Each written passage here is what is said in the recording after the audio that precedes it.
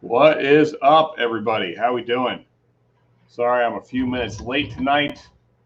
Had to get the word out about the live, and also I forgot my hat. So here we go. Who we got in chat tonight? I see it looks like 4 watching.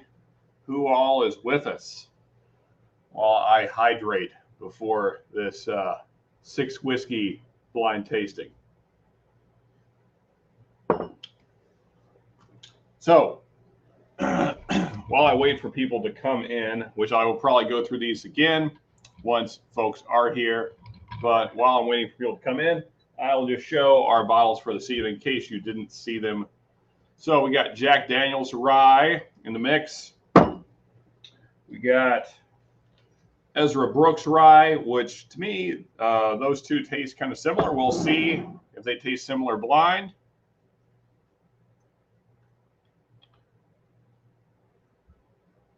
Oh, well, hello, Sugar Kitty. Thank you for joining us. Appreciate it. I hope you enjoyed the live. We are doing a 6-way blind rye whiskey war. So we'll be blind tasting 6 different rye whiskeys, all fairly budget friendly. They're all under $30. So we got, as I said, Ezra Brooks Rye, Jack Daniel's Rye, Rittenhouse Rye will be our third one here. We got High West Double Rye. That will be in there as well. Then we got Old Overholt Bottle and Bond Rye. And then last is our Knob Creek Rye. So those are the 6 for tonight.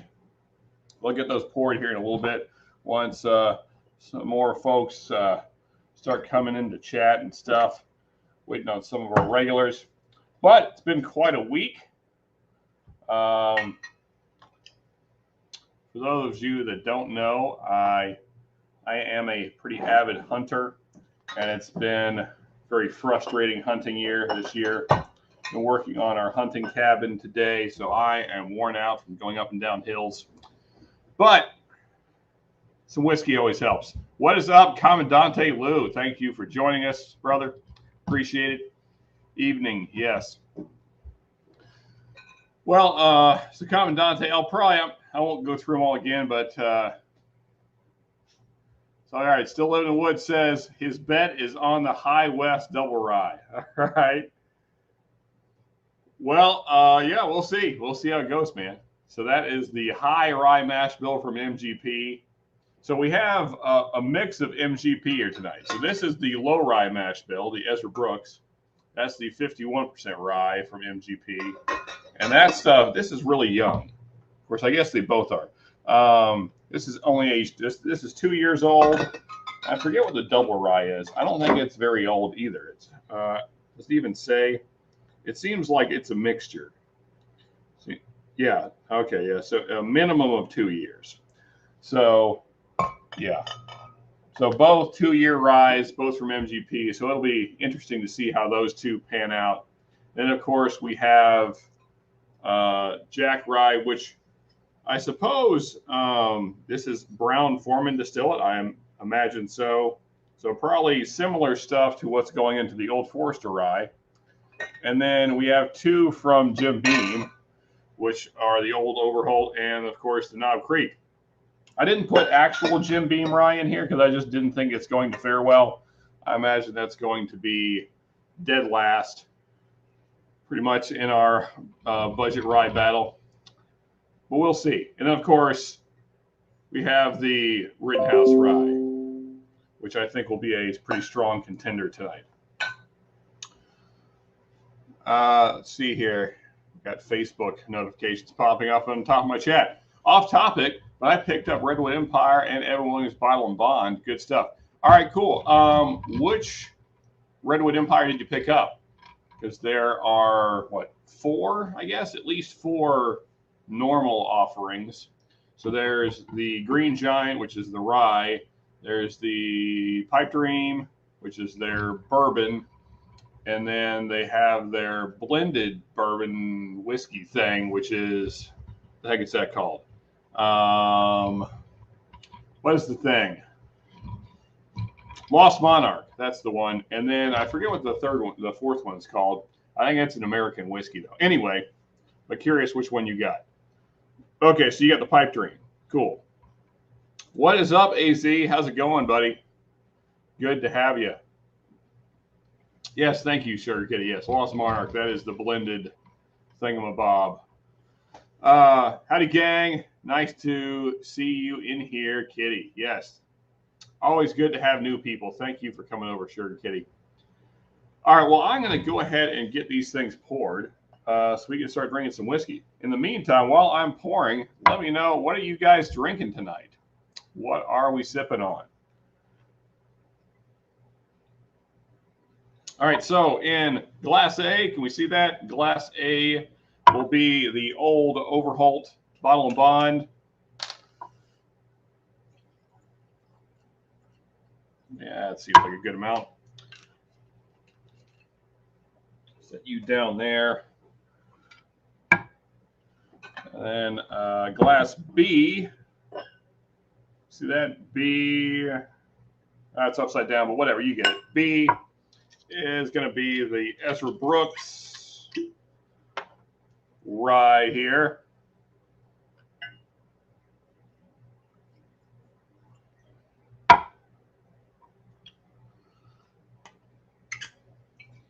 I see. What do we got here? So,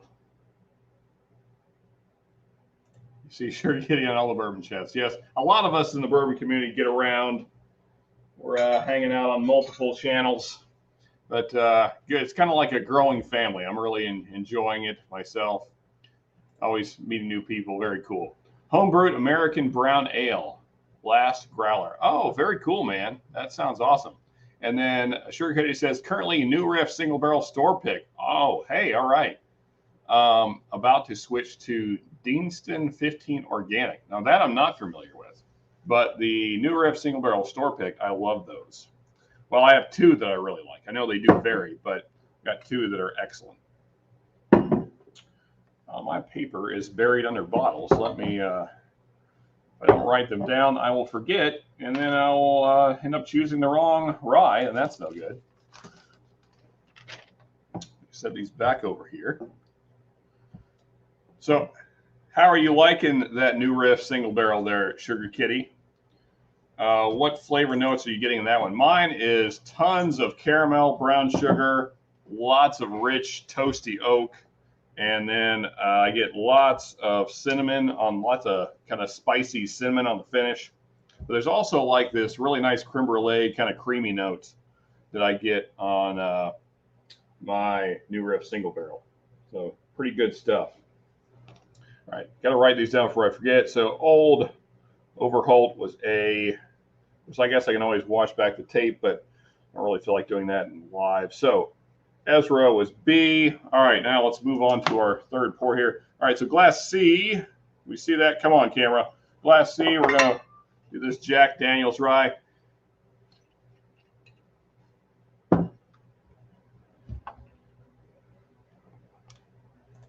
See here. Good evening, y'all. I'm drinking the newest batch of Willet 4-year rye that I picked up last weekend. You know, I still need to grab one of those. I haven't had one in, man, it's been a couple of years.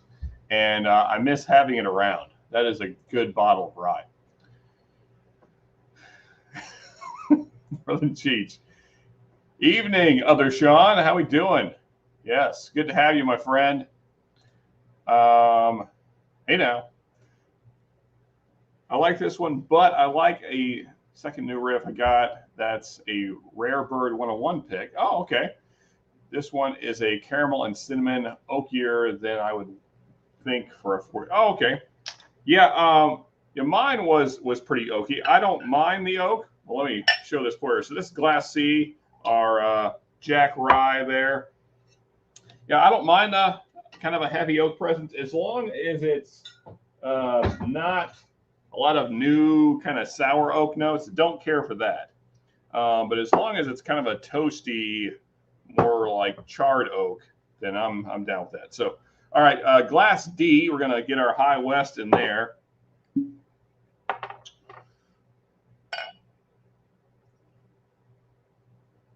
Yeah, there we go. Glass D.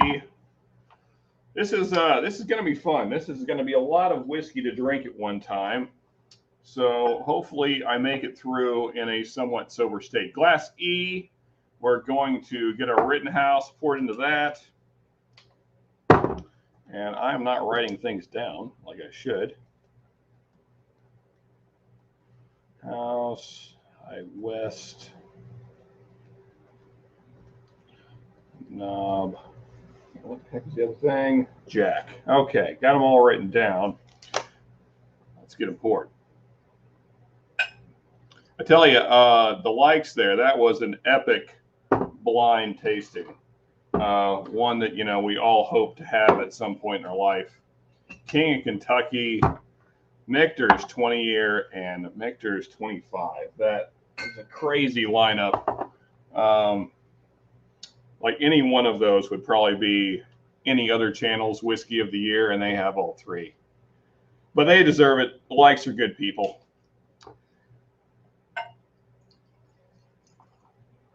But I was sad to hear that Dan paid full secondary for that King of Kentucky. That hurts. But I'm sure it was worth it. All right, let me get these kind of sorted here so they look pretty. And get the camera angled down here so you can see what's going on. All right, now you can see my mouse and my phone. Awesome. All right, let's give these a spin, get them nice and mixed up here on the Drunken Susan. All right. Yeah, I definitely have no idea what's what now. I'm going to take them off out of order as well. Just so, yeah. Got a little on the Drunken Susan, but no problem. All right, guys, so let me run through chat here, and then we'll get to sipping. Get our camera back up on me. All right, let's see here. Rare Breed is a tough first pour. Yeah, one that's hard to top any night for sure. I think I'll pour a little Rare Breed with you. Yeah, well, you know, if that becomes the drink of the night, I'm totally okay with that. I would like to become a Rare Breed ambassador if that ever becomes the thing I can do. The two of us are back and forth most nights saying hello. It's an ongoing joke, but he mods more and is even more. He's even on more than. If I could read, that'd be good. Not to mention far later into the night. Yeah, I don't mod anywhere yet. No one's asked me. They probably don't trust me. I'm guessing that's probably why. I had to put the Makers 101 away for a bit, becoming an addict. Yeah, that is some good stuff, AZ. I have 2 bottles downstairs just because. Yeah, you never want to run out. Oh, did they? Oh, see, I missed that. OFC and Al Young. I tell you, those folks are living right. We can all aspire to have the whiskey collection that the likes have. I bought a Makers 101 for $34 in Total Wine. A neighborhood store was asking for $100. Really? $100 for Makers 101. I didn't know that anybody was marking that up. Interesting. All right. Let's see. I'm going to line these up like so I don't mix them up. Also, guys, I don't know if you noticed, so not using Glens tonight, and I think going forward, this is what I'm going to use. This is a Libby's glass for anyone that doesn't know. Well, I just threw some on the keyboard. That'll probably be fine. Yeah, I prefer these to the Glens. It's like a fat Glen, but I like it. You can get a nice spin going. Got whiskey over the side. And just, I have fairly big hands, and this just fits my hand better. Doesn't feel so dainty. So, yeah, you guys will probably see these in more lives and maybe even reviews. We'll see how it goes. If people give me too much of a hard time about it, then I might switch back to Glens. But I might just say screw it and keep rocking the Libby glass because I prefer to drink out of it. Anyway, glass 1. Let's see what we got. on the nose first. We'll run through the noses first in all these.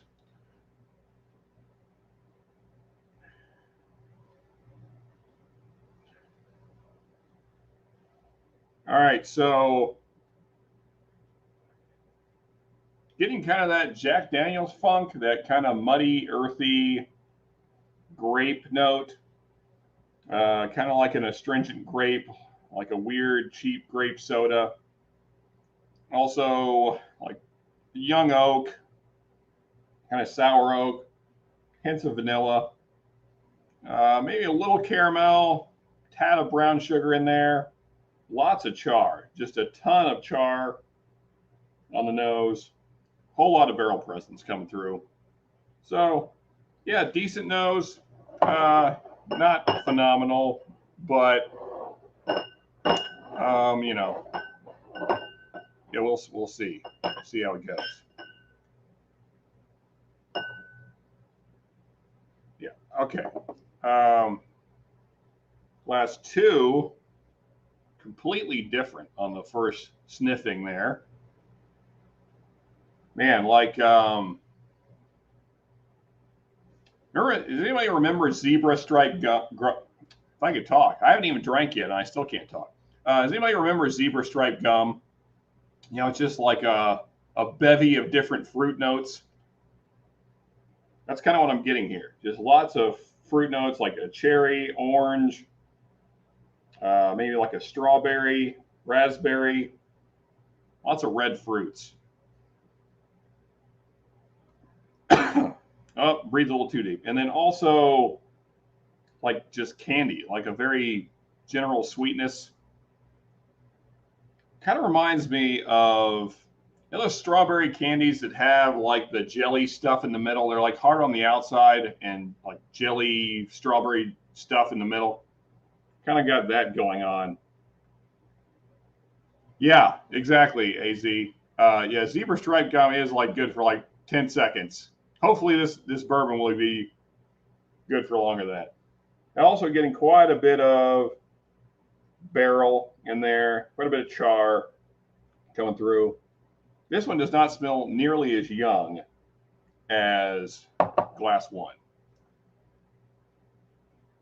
Hey, all right, my dad is in the chat. Say hello to Pops.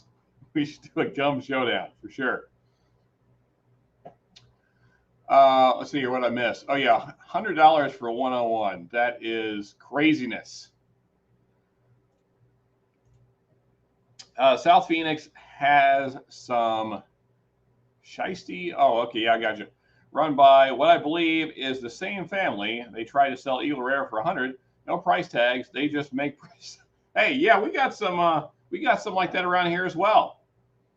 Yeah, there's one store in town, and then 3 in the next town over. They're all owned by the same guy, and you just know, if you know anything about bourbon collecting in this town, you know you don't go there, because anything even kind of rare is going to just get marked up way, way too much. So, yeah, I know the feeling, AC. But I've never seen Maker's 101 marked up at all. So that's something. And this one, just a really faint nose. I'm just not getting much of anything. Just like oak, very general sweetness, little caramel. Does not smell like a rye much at all. Super light nose. Some char. Not much going on there. Kind of a boring nose. Moving on to glass 4. Let's see here. All right, this one getting quite a bit more. Still a lot of barrel presence. Got some nice char notes, a nice toasty oak, caramel, brown sugar, maybe a little citrus going on. Kind of like a sweet orange, like a candied orange. All right. I'm taking too long on the nosing notes, I feel like. So let's run through these. All right. I'm almost certain I know what that is. Just super rye forward. Definitely the most rye smelling rye of the night. So I'm guessing this is probably, so glass number 5 could be High West Double Rye. Just, you know, kind of anise, licorice, mint, kind of rye bread notes in there. Kind of that wet hay note as well. Kind of young smelling. Not much barrel presence though. You're not getting much of it. Just a very slight sour oak note. Yeah. All right. So that's the one that Still Living in the Woods money is on there. Glass 5 potentially is High West Double Rye. And then this has got to be Jack. And that is the most Jack smelling nose of them all. I thought, it seemed like one was also kind of Jack smelling. So maybe that's the Ezra and this is the Jack. Hard to say. We will find out though. All right, let's get to sipping. Price based on the car you drove up in. Yeah, probably something like that. All bottles are behind the counter as well. They did have the 70. That's actually not bad. I would probably pay $40 for a 1792 bottle and bond, mainly just because I hardly ever see it. Yeah, I'd probably grab that. If you like the 1792, profile, then I would grab that for sure. But yeah, anytime you walk in a store and all of the rare bottles are behind the counter, that's not a good start ever. High West has both the young and the old in it. I definitely get a ton of orange on that. Okay, cool. Yeah, and it does. It's just that the amount of the old seems to be reducing. Yeah. Well, it's an unspecified mixture now, so nobody knows. Nobody knows what they're doing over there at High West. I need to drive to Tempe. They have a liquor store called Tops. That probably has store picks. Oh yeah, cool. Had High West Double Rye once. One of the tastiest pours I've ever had. Yeah, I think you have to like the licorice note though, and I don't necessarily. But that said, it is still pretty good. I've got one of those High West special finishes. That's the Double Rye finish in Fumé Blanc. I guess I'm saying that right. Wine barrels. Odd, but good. Nice once in a while. Yeah, for sure. High West would probably win if I were doing the tasting or maybe Ezra. But I'm guessing you will prefer Rittenhouse or Not Creek. You're probably right, Still Living in the Woods. You know me too well. Yeah. Yeah, I think you have to like the licorice note, or you might call it anise or something along those lines. If you're gonna like the double rye, because it's very rye forward, and I guess I like things that are closer to bourbon. I wouldn't say that Rittenhouse is necessarily a bourbon profile, but it's definitely closer than the double rye for sure. Bib and Foolproof, best 1792 products for me. Yeah, I agree. Sometimes a single barrel can be good, but like all single barrels, it can vary a lot. So yeah, but I like the bottle and bond and the Foolproof. Trying to always keep Foolproof on hand. Didn't pick up any of the licorice when I tried.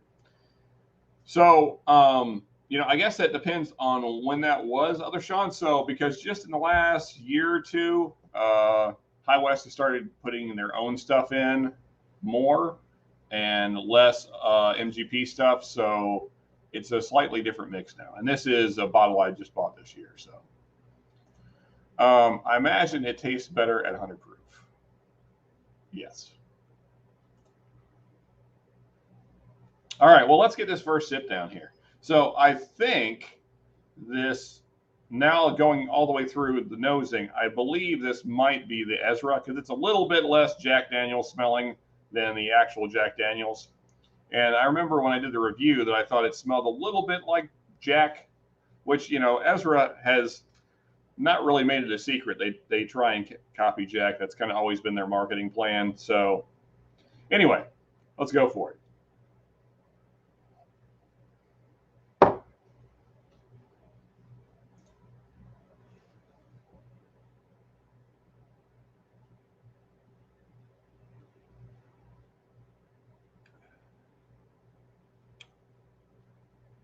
Huh. That is,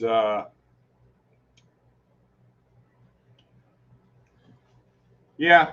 So lots of citrus, getting like a lemon, and almost like lemon zest, and then quite a bit of orange, but not the orange note that I prefer to get in rye. This is almost like overripe orange that's been sitting on a table outside for a couple days. So it's yeah, kind of weird. And then there's like that funky note that I get in Jack, that kind of earthy, funky note that I don't like a whole lot. Um, yeah, exactly. Yuck face. Yeah, that's. I tell you one thing, that's not going to win. Whatever that is, it's not winning tonight. If that's the best of these six, then we got some real problems. Of course, I'm gonna go through.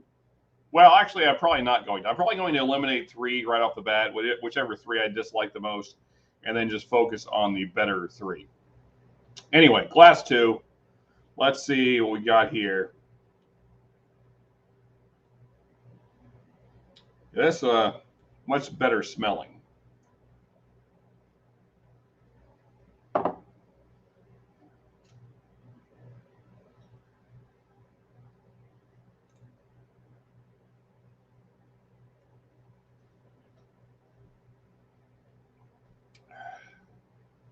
Yeah, that's much better.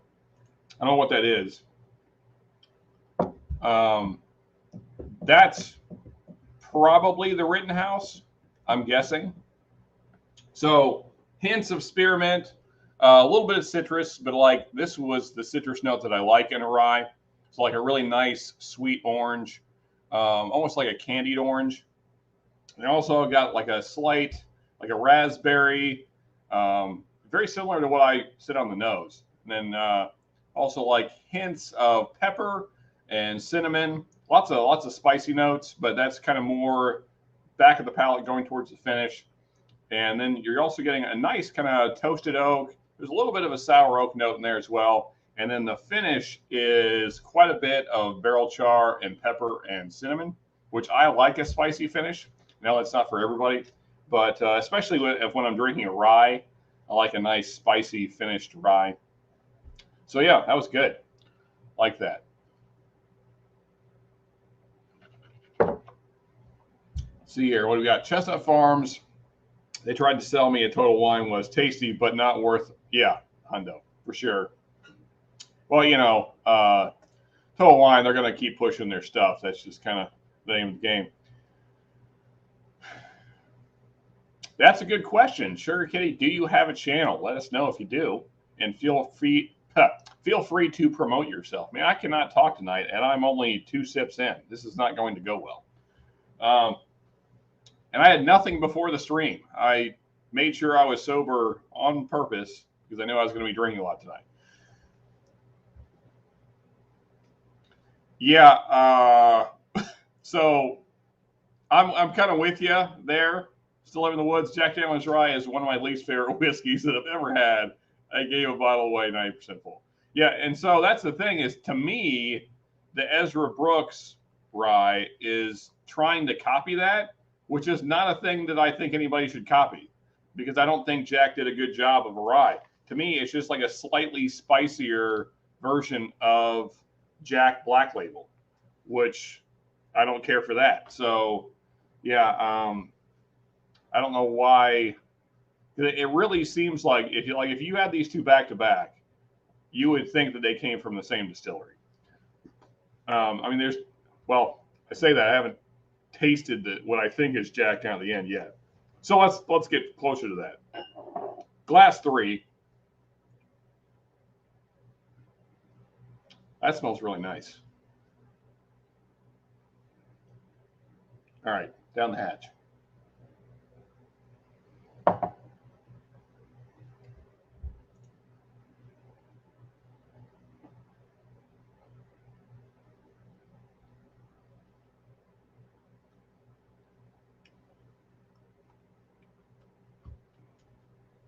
So that is the most bourbon esque rye so far.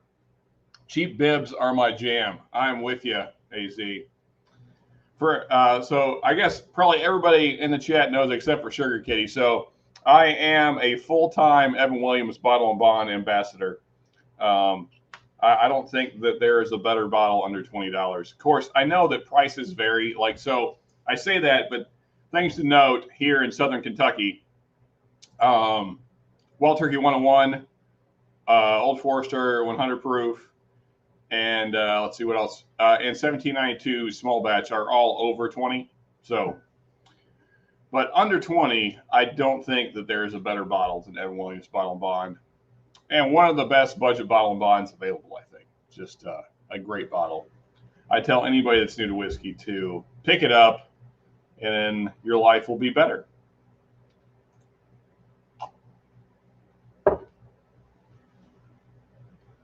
Yeah, I think that's like the guest bottle. That's the bottle that you give to people that don't know anything about whiskey, and they know the Jack Daniel's bottle, and they're like, oh yeah, let me have some Jack, and they're probably gonna want it with Coke, and that's exactly what that bottle is for. Just no channel, okay, no problem.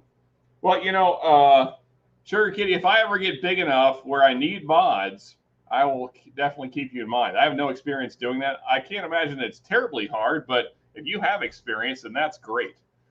Technology is not my thing, for anybody that doesn't know. I talk about this all the time, but yeah, you know, I started doing this whole whiskey thing because I just love whiskey, and I saw other people doing it. I was like, ah, that seems fun, but technology, not my thing. I'm learning as I go. If not, Sugar Kitty, can we visit your house? Yeah, for sure. Free tastings at Sugar Kitty's place. Just pour a little rare breed rye since we're talking rye and everyone's drinking rare breed. There you go. That's the best of both worlds. High rye bourbon, but maybe not a rye. Wait, what do we...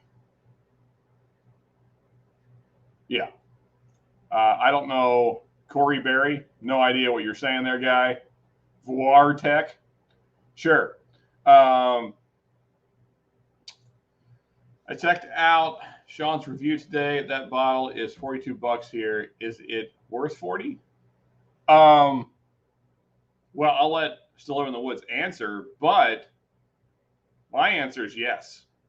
So here, because, you know, the stipulations for the next kind of big tier bracket thing we're doing is all the bourbons had to be under 40. And here it's just under 40. It's like $38.99. So not a huge price difference where you are, others there, AZ. But I mean, if you like something that's a little bit different than your typical bourbon notes, I think that you would enjoy that. I mean, like the kind of the creamy kind of orange creamsicle note is really nice. I was surprised by that, which is why, you know, that's why the thumbnail says a unique bourbon, because I really thought it was quite a bit different than most bourbons I have. So that was cool.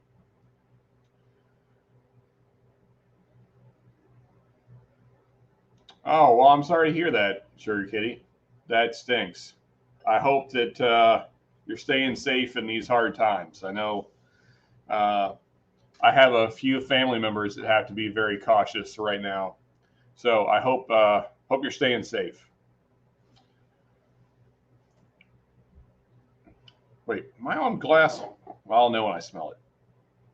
No, I haven't drank this yet. Okay, glass 4. Here we go.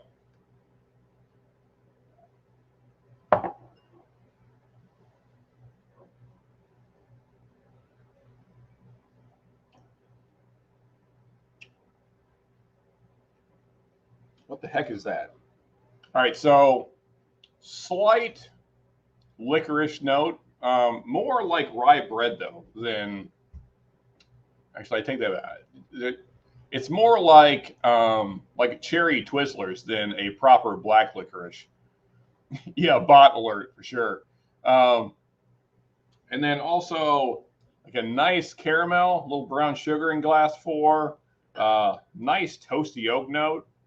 Yeah, that's pretty good. I I don't think I like it as well as glass 2, and glass 3 was more bourbon-esque. I don't know about, so 2, 3, and 4 are all pretty good. I'm guessing 4 is the old Overhold, but I could be totally wrong. We'll see. We'll see as we get farther in.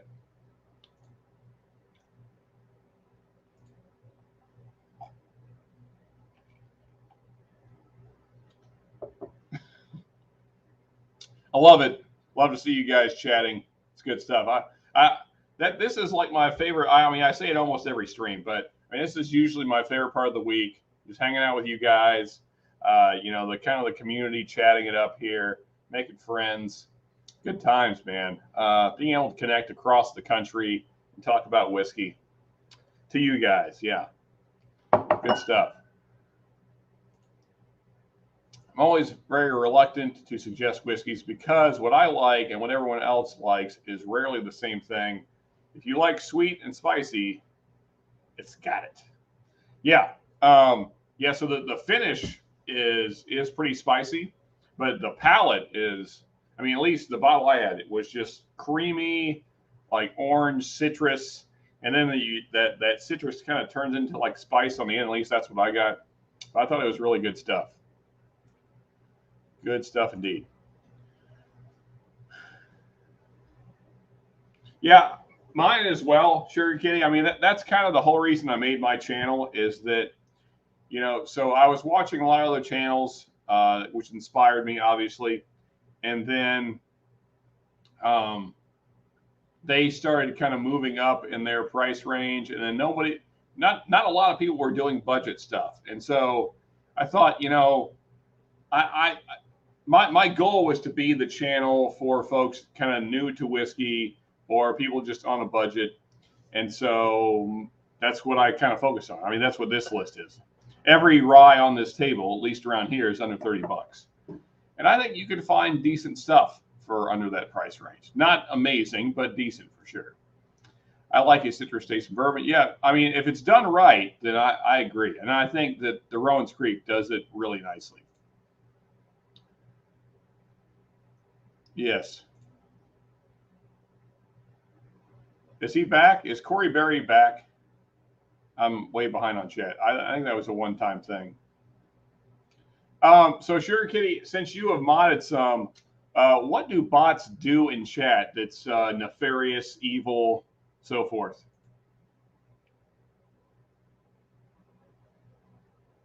Oh, well, that's cool. Yeah. I mean, I think that's where a lot of us will be headed. I mean, not me because I work in construction, but I think a lot of work is probably headed to remote computer work. So, which is, you know, in some ways better. I mean, why not work in your house, especially if you have a kind of job that you can be done from your house? That just seems like it's home. So why not work there? Oh, okay, cool. Yeah, unfortunately here, Redemption Rye is not under the 30 price point. So I couldn't legit put it into this mix, but it will be one in the future. And I don't see Jack in the chat tonight, but he keeps pushing for Dickel Rye, and I cannot find it. Of course, I mean, I live in a very small town, and the next biggest town is still a fairly small town. And so having a hard time finding the Dickel Rye.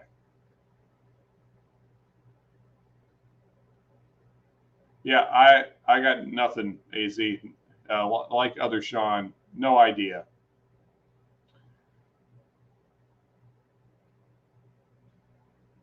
Oh, okay. Well, that's good to know. So interesting. So it's all MGP stuff. All right. I know I've not drank this one because I'm basically positive this is the High West Double Rye because it's the most rye forward rye we're having tonight. So glass 5. I'm talking too much and not drinking.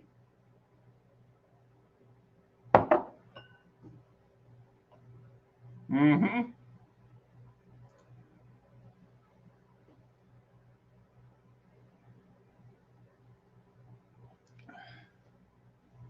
All right. So to me, So there is a nice citrus note there. It's a little more subtle than the other notes to me. What I get primarily is kind of a spearmint gum, a little bit of clove, some anise. There is a licorice note there, but it's not the licorice note that to me is off-putting. It's a little subdued and it's very sweet. Not a ton of barrel presence, a little bit of sour oak, hints of char. There's actually a nice vanilla and kind of a cream note in there. I'm definitely positive. Can't quote me on that, but glass 5 has got to be High West Double Rye for sure. That's a very rye forward rye, but good though. As Still Live in the Woods said, if he was drinking these, he would probably pick that. It definitely stands out. It's quite a bit different than the rest of them. On to glass 6 though. Well, I'm glad to hear that, buddy. Yeah, I mean that's always my goal. I'm always disappointed when I make a suggestion and somebody doesn't enjoy it. I'm always hopeful that I'm suggesting things that are reasonably priced and also that people enjoy. So that's great to hear. Glass 6. Mm-hmm.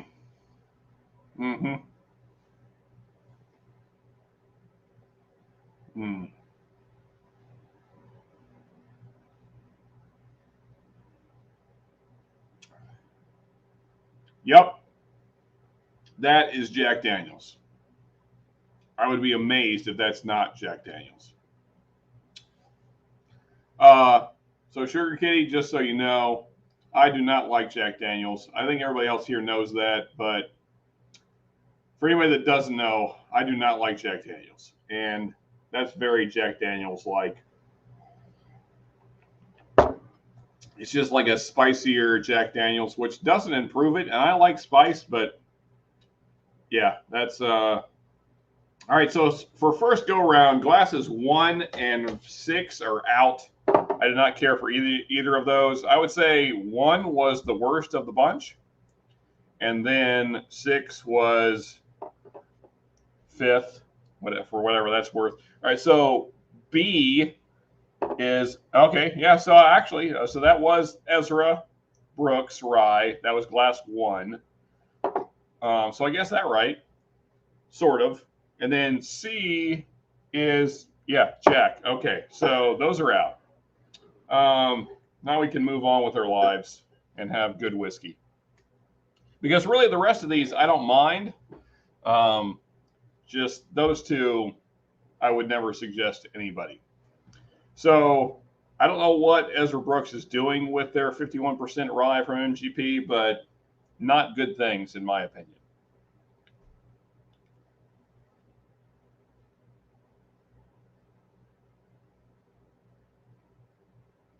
Okay.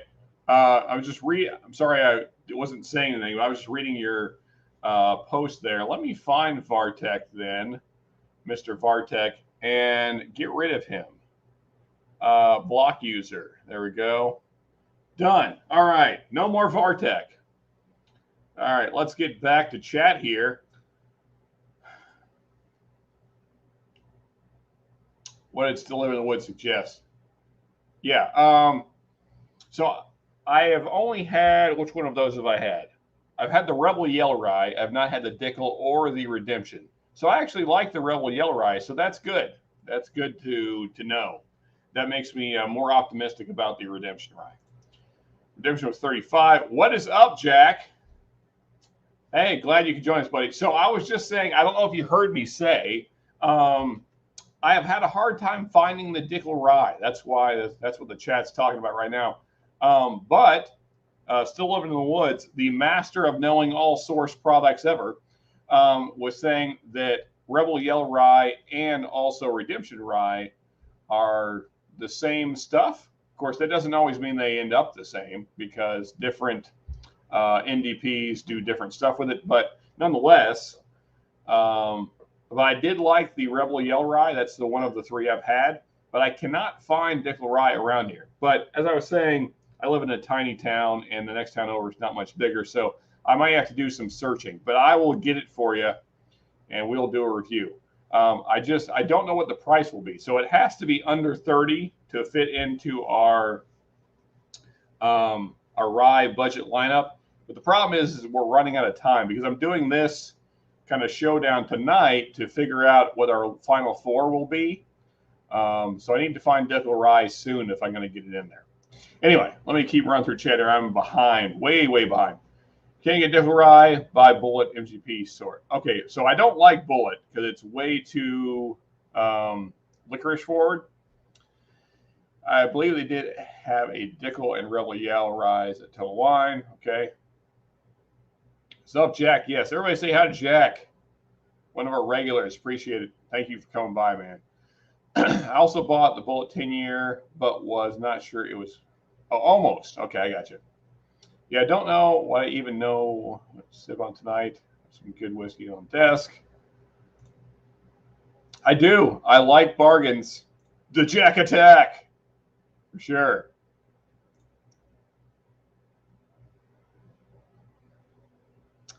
Yeah, so I actually started on Wild Turkey, and Wild Turkey is the one that took me out of the game for a while. Those of you that don't know, I downed a 750 in a half hour because of some girlfriend disputes back in the day, and that was a bad idea. And then I couldn't touch whiskey for like 20 years because, well, 15. Because just the smell made me nauseous. So that was fun. But now I'm back. So, well, so if it's sourced, then I would imagine you would not get the vitamin taste.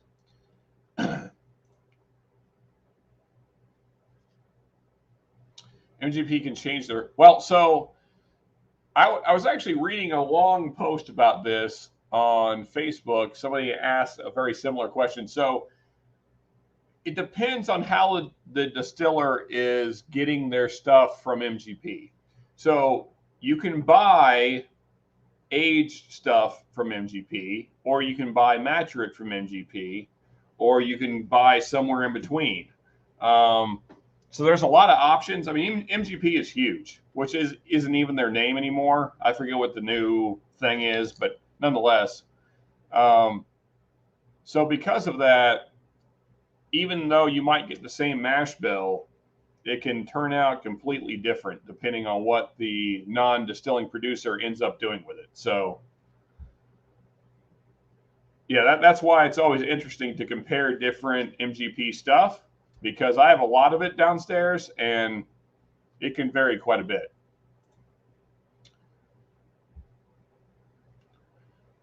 Exactly, yeah.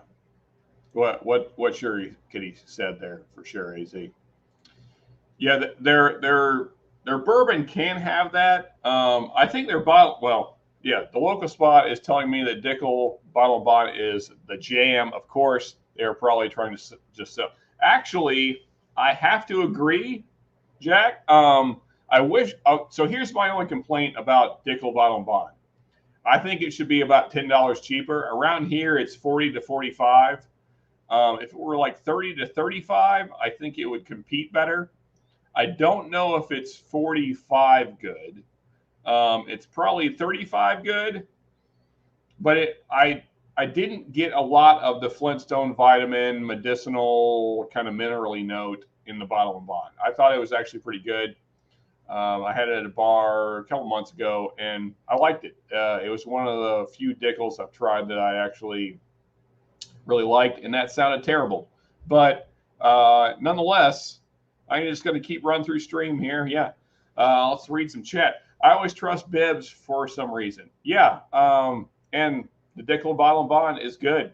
I got to say, if you can find it, like say 40-ish, I'd probably pick it up. It's just I've been spending all my money on content stuff, so haven't grabbed it, but it's a decent one. Ross and Squibb is the new name. Thank you, Sugar Kitty. Yes, that is the thing. So I guess it's just going to be R and S now instead of MGP. So, yes. All right, let's actually, so we now have glasses. I'll pan down here for a second. So now we have glasses 2, 3, 4, 5. Well, focus. Come on, camera. You can do it. We have faith in you. No? Okay. Anyway, so, oh, now you're not even going to focus on me. I moved it too much, and now it can't, it gave up on life. There we go. Okay, there, and we're back. So 2, 3, 4, 5 is what's left. 1 and 6 are out. I'm going to run them back the opposite way and see if we get any different results. So glass 5. All right. Okay. So this is, as far as I can tell, the High West Double Rye.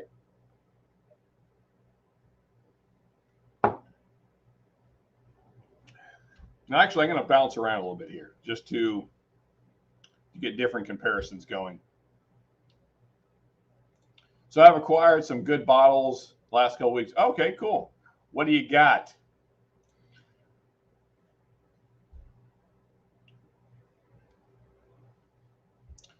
Yeah, it does have it slightly.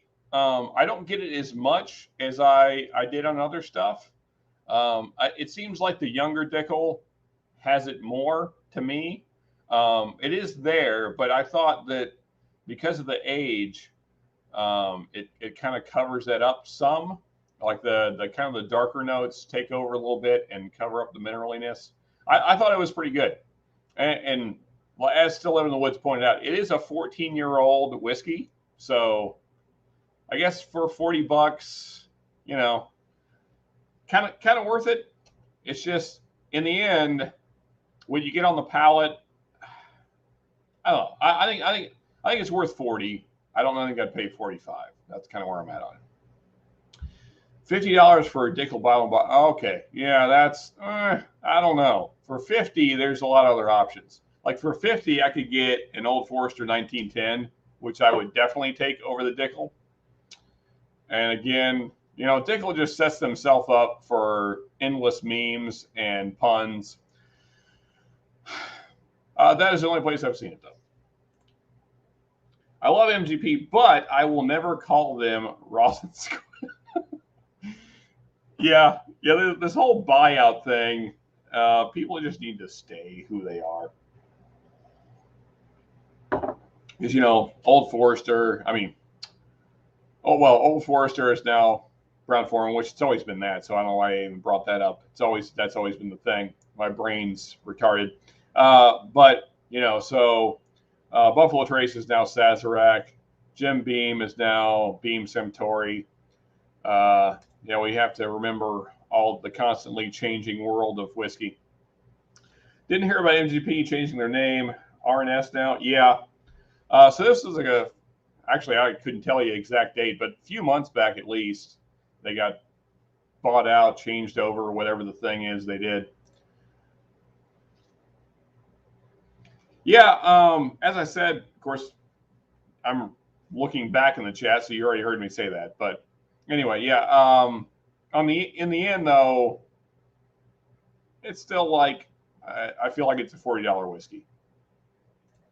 Cheers all, indeed. All right, so I'm going back to glass 2, which I believe is the Rittenhouse.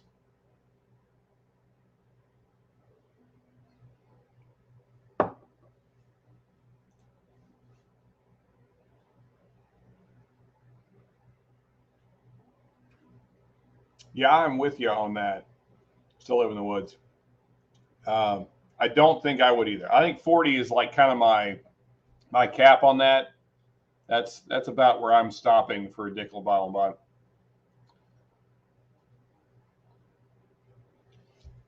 Yeah, I would agree. Yeah, the darker notes, that's kind of what I was mentioning earlier. I think that helps cover up the mineraliness, but I really like oak forward bourbons. I know a lot of people don't, but I like the really dark oak, charred, toasty oak, dark brown sugars, caramels, tobacco, leather notes. That's kind of my jam. That's where I love to be at in whiskey. So anytime I get those notes, especially in a reasonably priced bourbon, I'm pretty happy with that. And I thought Dickel had some of that going on. So I was there. There is that mineraliness just a little bit, but I thought that Dickel did a pretty good job with the bottle bond this year. So I can't give them too much crap. BT, Sazerac, ODG bonded, my fave of the part. I think you meant past? No, I don't know. Anyway, Templeton 10-year. When you say Sazerac, you mean the baby Saz, or you mean you got the big Saz? I assume you mean baby Saz, because if you got the big Saz, then hey, good for you, Jack. That's a score for sure.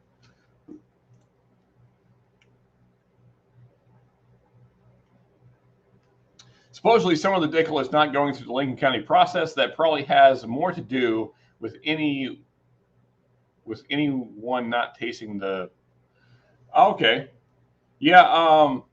See that's my problem with Jack. If I'm honest, I don't like that. That's the conclusion I've come to. I do not like the Lincoln County process.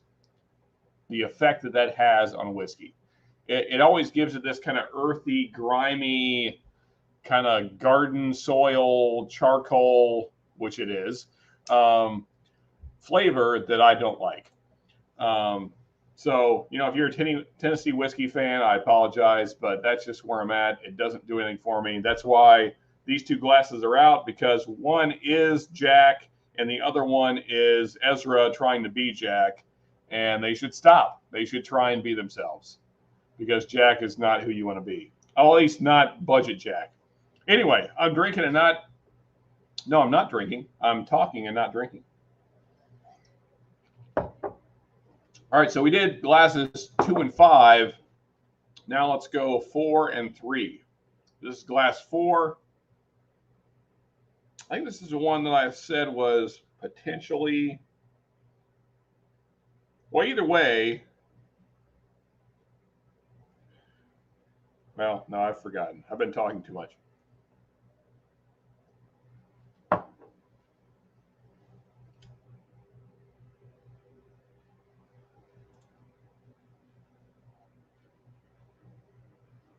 For sure. That's why I really like blind tastings. I mean, it helped me really figure out early on in my whiskey. I hate the word journey because it feels too, I don't know, it's kind of pompous. But and coming back through the second time, sorry to break my thought there, but 4 is not really doing it for me. Getting more kind of weird licorice funk that I don't really care for. Yeah, I don't know what that is, but compared to 5 and 2, not really enjoying it. Anyway, so I did a lot of blind tastings because I saw all these channels doing it. This was going on almost 4 years now ago. Saw all these channels doing blind tastings. I was like, that's a great idea. I could do it at home. I had all these glasses. So I started doing blind tastings at home and started really working on picking up nosing and tasting notes at home and figuring out what I liked and figuring out what I didn't like. And I think that everybody should do that. If you have the ability to, if you have enough whiskey to kind of do that, then it helps you narrow down what you actually like. Now, blind tastings, to be fair, can give you somewhat false results. Kind of as the likes we're saying tonight, it's not like, I think what blind tastings do is they kind of point out the flaws in the whiskey beside them. Because even when you're cleansing your palate with water, you still get a little bit left over. But nonetheless, I think it does help you narrow down what you like. I mean, that's, not hating on my current review at all, but that's why I figured out that I did not like Willet Pot Still, which at the time was just, everybody was going crazy over Willet Pot Still 4 years ago. And I tried it and I was like, really? This is what everybody's after? I mean, and it comes in a great bottle, but doesn't do anything for me. I think it was about September with the MGP change, all about the merger with Lux Row. Gotcha. Sugar Kitty seems to be another just voice of knowledge. We're gathering a few of those. So between her and Still Living in the Woods, those are your sources for all the information in the whiskey world, it seems like. All right, so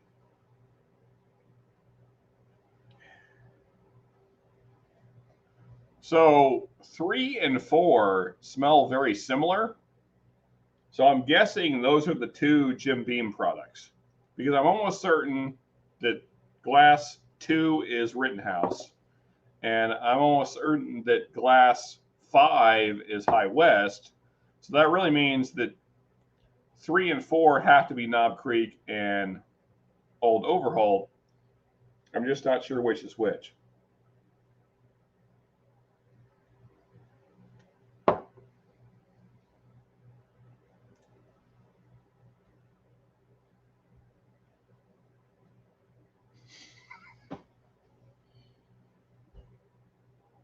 All right, so for those that don't know, OCS limited edition tastes like minerals and shoe. So for those that don't know, man, it's got to be like a month back now. Hangin' AZ came up with his own distillery name, and that is Old Cuban Shoe. And that's officially the name for anything that tastes terrible now is Old Cuban Shoe. Which I think, tonight, this Ezra Brooks rye is the Old Cuban Shoe of the ryes. That was terrible. And the Jack Daniels wasn't real far behind, but yeah. The Ezra Brooks gets the Old Cuban Shoe Award for tonight for sure. Sazerac Rye. Okay, I figured. Because finding a Saz, 17 this year? Saz 17, is that right? Probably not, because whiskey's happening. Either way, yeah. No, the Eagle Rare is 17. Are they both 17? It doesn't matter. You guys will correct me as soon as I get down through chat here. People that have brains that are working still will figure it out. So I think now that 3, pretty sure is the Knob Creek because it was better than 4. Similar, but 4 was better. So they both have this kind of a licorice note, but 3 does it much better than 4. 4 was kind of like this funky, dirty, kind of like the Jack, that kind of earthy, muddy, charcoal note that I don't really care for. I found that a lot in 4. So I'm going to bump that out, take that out. So now it's between what I believe, and Still Living in the Woods called it, Rittenhouse, Knob Creek, and High West, potentially. That's what I think I'm drinking. Old Cuban Shoe never apologizes, for sure. I can find B-Trace and Saz all day, still trying to find an Eagle. Well, don't try too hard, because I think you'll be disappointed. But that's just me. The Eagle does nothing for me. I got 2 of them downstairs, and one of them I've had for like 2.5 years, and I never go to it. Like it's something. It's a bottle I never think, man, I'd like to pour that tonight. I never think that. I look over it dozens and dozens of times. It's underwhelming to say. If Buffalo Trace would bump the proof up to 100 proof, I think that would do a world of difference for Eagle Rare. But they're not going to do it because people are chasing it the way it is. So anyway, let me read Sugar Kitty's comment here. Either that or the Lincoln Co. No one's positive, but it seems much more likely it's not the water because they can't change that. I'm lost. You guys are chatting amongst yourselves, which is cool, but I don't know what you're talking about. Okay, Old Cuban Shoe is a... All right, so Comandante Lou is clearly a Spanish speaker, as is my wife. So a chancla is a sandal, for those that don't know, or sometimes referred to as a slipper, like a house slipper. And a chancleta or chancla or slipper, sandal to the face is a common practice in Spanish households.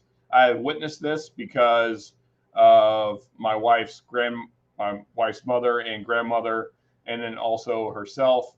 And then also we had kind of this adopted grandmother that was in our house fairly often. So sandals and slippers flying across the room is a pretty often occurrence in a Spanish household. So yeah, chocolate of the face, yeah, for sure. Old Cuban shoe. Total Wines had OGD 114 for $19.99. You know, AC, you don't need to rub it in, buddy. Because around here it's $10 more than that. It's $29.99, and that's a deal. Usually it's 30 plus, which is irritating because I live in the state it's made in, and that's not helping me at all. A surprise, I found it locally. Haven't seen it in stock in the last 2 years. Not sure what you're talking about, but I'm guessing OGD 114, possibly. Yeah, or Eagle. Not sure which, but either way. Ha! All right. OGD 114 does not really drink that hot for me. Yeah, I agree. Most things from Jim Beam drink hotter than they should, but OGD 114 is just kind of right in that sweet spot where they kind of got it right. When Old Cuban Shoe Gold hits the market, I will make a fortune. You know, you need to patent that, AC, before somebody snaps it up, because, you know, somebody's going to see the chat and they're going to be like, Old Cuban Shoe, that's a killer name for a bourbon. And then it's too late. Or, you know, for those that are Spanish speaking, possibly familiar with the Cuban words. What is the Cuban drink? Cuban liquor. There's a name for it. I can't think of it.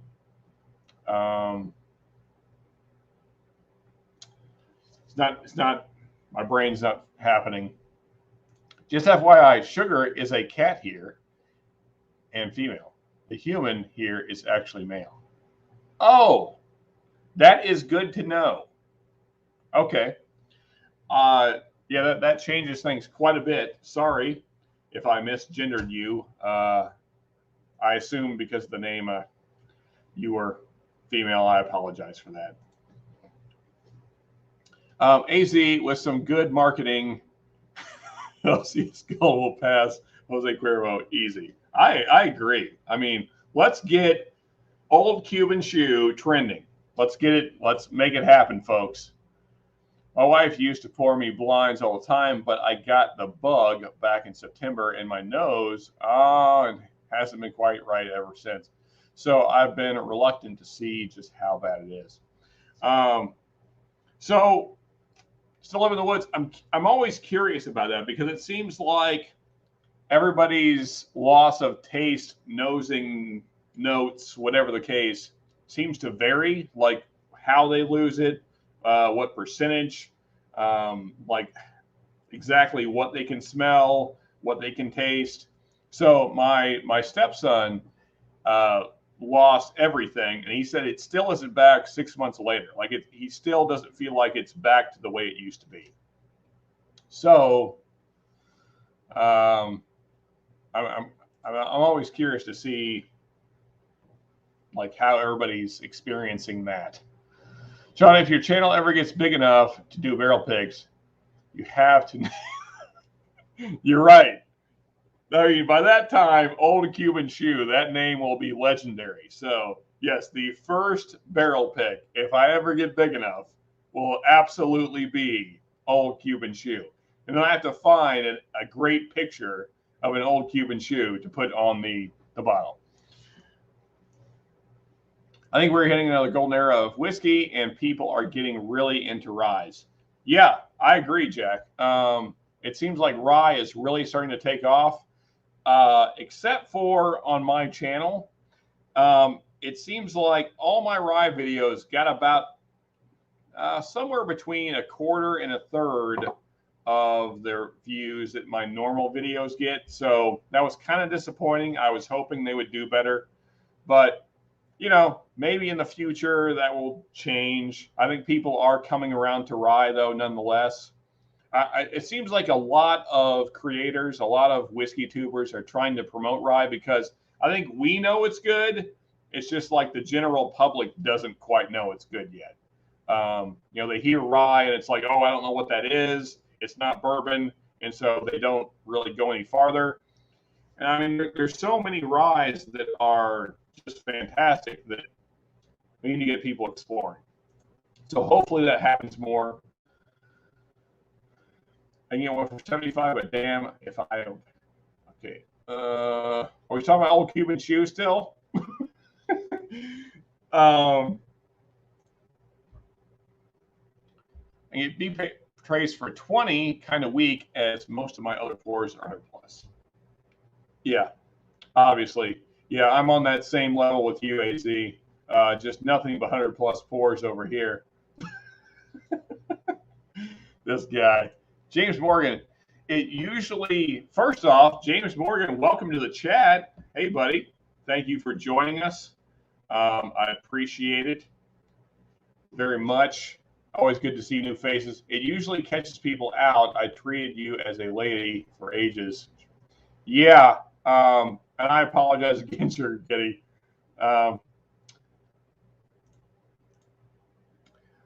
Well, the cat is here, and she does watch, so I figure people are talking to her. There you go. That's the way to blow it off. That's a good attitude. I like it. Hipsters would buy the hell out of old Cuban shoe. Indeed. They sure would. Especially if you put the word vintage on there. They won't know what it means, but they'll really like it. This is vintage old Cuban shoe bourbon. Or some other catchy phrase like that. They would drink it up. I thought they drank rum. Possibly. I don't know. I have no idea what hipsters drink. Like, I try to be as anti-hipster as I possibly can be. So, whatever is hipster, I try and be the opposite of that thing. I mean, as you see, I'm wearing a cowboy hat. I don't think that's in style. I'm wearing a real tree. I think these are called the Breathe Easy, because when you're in the woods, you want stuff to breathe. I don't think any of these things are in with hipsters, but I could be wrong. I mean, I don't know what the hipster trend is these days. So I actually have trouble treating you to be different. Yeah, for sure. Yeah, I'm glad you pointed that out, Sugar Kitty, because otherwise we would have had this long relationship where I thought you were a woman, and then it would have been really awkward, like years down the road. And so I'm glad we got that settled now. I appreciate it. And thank you, my friend, for joining us again. That's good. I have trouble keeping the two of us for sure. I second that, Woods and AC. Yes, for the barrel pick. All right, guys. Well, so now, you know, we just need to get a few more 1,000 subscribers, and I need to actually start making money doing this thing, and then barrel pick old Cuban shoe can happen.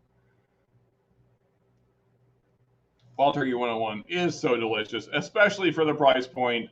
Yeah. Unfortunately, it's not $17.50 here. I really wish it was, because if it were $17.50 here, that would be the best bottle under $20. It has no business being this affordable. That's true. It's way too good to be $17.50.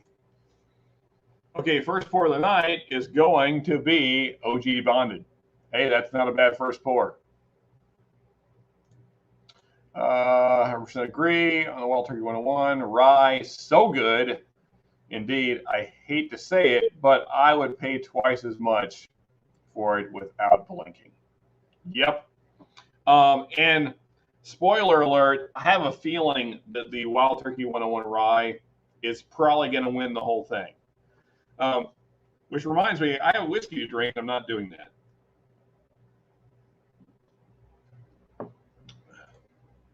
Good evening, mate. Oh, so James Morgan, you're using the term mate. Are you from across the pond? Just curious. We got a few friends from over there sometimes. They join us. Speaking of, just going to promote him. The Whiskey Nerd, it used to be Worth a Dram, but now the Whiskey Nerd, that is a cool guy, especially if you guys like Irish and Scotch whiskey. Whiskey Nerd doing some great stuff. Let me, you guys are trying to skip through the stuff where you're chatting amongst yourselves.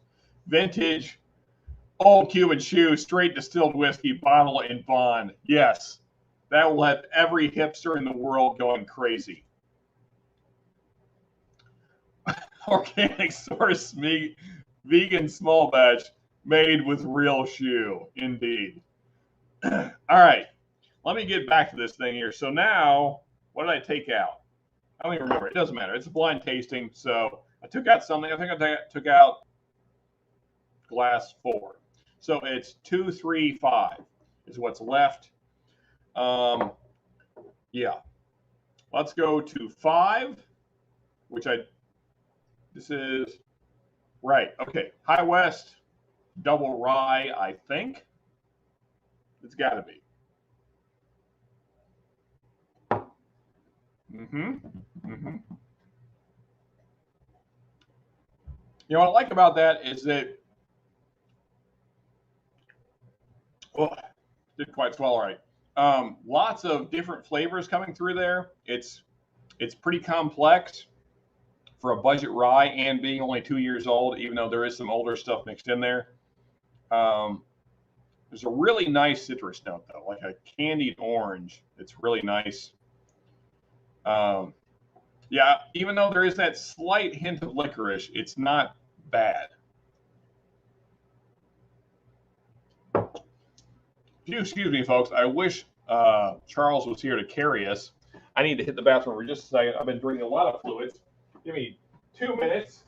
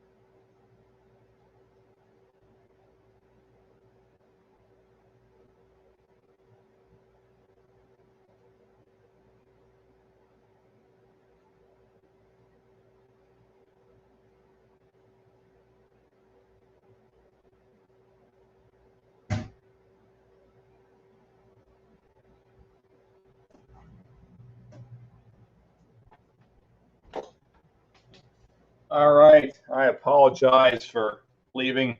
This is why having 2 people and a live is so helpful because, yeah, I don't know how guys that do single person lives carry on for 3 hours-ish and don't use the bathroom. Anyway, human, so things happen. All right. Cheers, Simatron.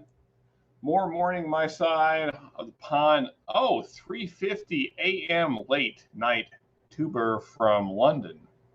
Nice to see you all for sure, man. And welcome again, James Morgan. Appreciate having you here, man. That is a late night, but I'm glad you joined us. Happy to have people from over there. It's always, this is, I mean, I mentioned it earlier, but always fun to see people from all over the world in the chat. Good stuff.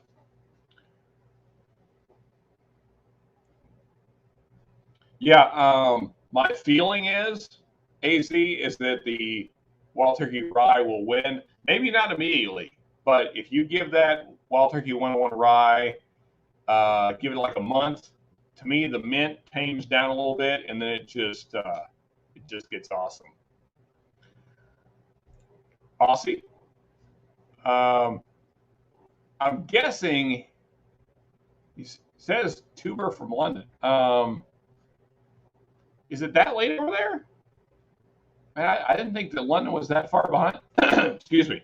I didn't think that London was that far behind us, but I guess I thought it was 4 hours. But what do I know?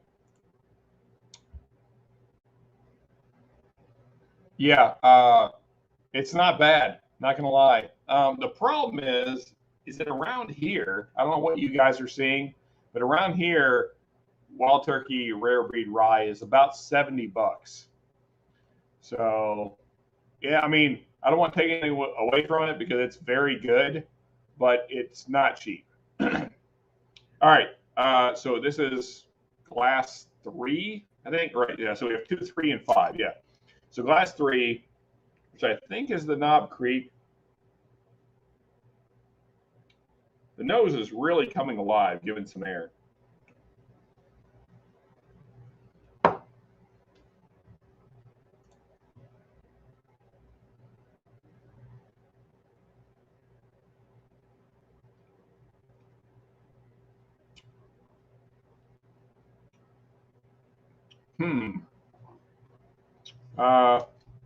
Honestly,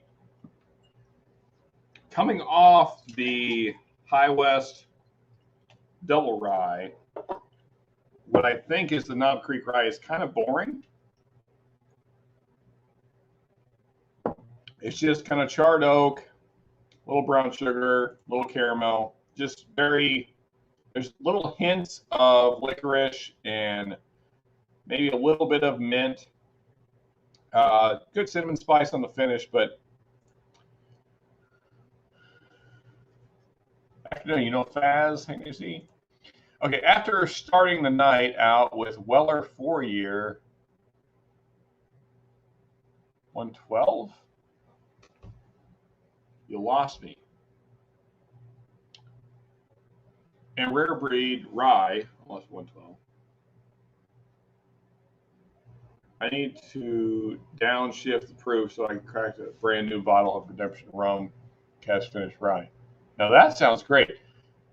Still in other words, you lost me. What is Weller 4-year at 112 proof? I thought I knew the Weller line pretty well, but apparently I don't. 112. Yeah, the proof is throwing me. Anyway, the Rare Breed pour I had previous was fantastic, but I am a miser with that bottle. Yeah. Yeah, I mean, so that's one of my favorite budget-ish bottles. I mean, because around here it's 40 to 45, and so I always try and keep 2 on hand of different batches because I love that bottle so much. And it just gets better with time. Like the more you drink it down, the more air gets in it. Rare Breed, the love of my life.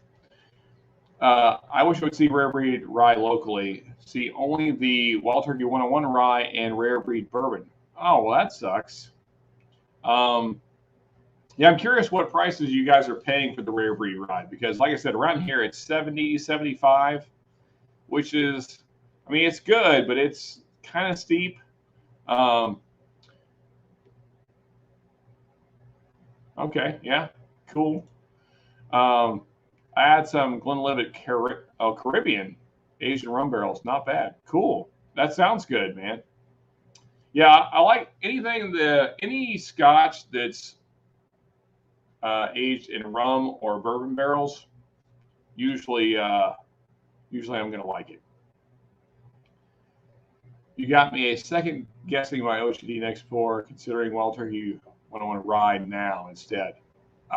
It's not a bad pour, man. I got to say, Elder Sean, that Wild Turkey 101 Rye is, I would not be surprised if it wins the budget rye battle. not surprised at all. You know what? Me too. We all need to become Wild Turkey ambassadors. We all need shirts. We need to start our own gang, and we only wear Wild Turkey memorabilia all the time because they do not get nearly enough credit. I know there's a lot of Wild Turkey fans, but I feel like there's a lot of people that don't really realize how great a product they're putting out. And you like Rare Breed Rye before it ends up like, well, thankfully, you know, I hate using the term tater, but I think that the taters are never going to come around to Wild Turkey because it's the opposite of Buffalo Trace. Wild Turkey is bold and spicy, lots of pepper and cinnamon notes, and a lot of the dark notes. Whereas Buffalo Trace in general, I'm not saying all of it, but they're usually milder, a little more toned down, a little softer notes. And I think that's what the tater kind of people that are new to whiskey, I think that's what they're after, is that kind of very soft palate. You know, even some of the Four-Gate stuff that they got from Buffalo Trace that's kind of become really popular is, and then also the Blue Run. So all that is, you know, coming out of Sazerac, and because it's all that softer palate, that's why it's become so crazy. So I don't think Wild Turkey is going to blow up anytime soon. I mean, not like to the level that Buffalo Trace is, and I'm happy about that because I want to see my Rare Breed on shelves all the time. I don't want to have to search for it.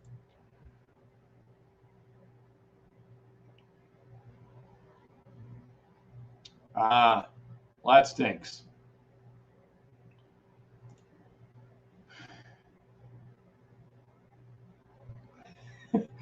Well, you know, Jack, someday, if I ever start making money at this, then, you know, I'll start putting out shirts and stuff.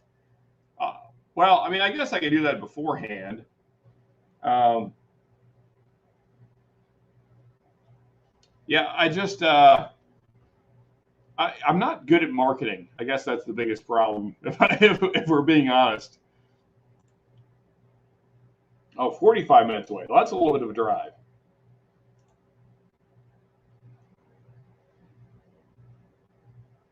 Yeah, I agree. I mean, uh, Jimmy is my hero. I planned on doing it, the Wild Turkey distillery tour again. It had been a couple of years before the end of the year, and I have not gotten there, so I don't know if it's going to happen. But I want to bring multiple bottles and have Jimmy sign them, which he hates doing because he knows that people won't drink them.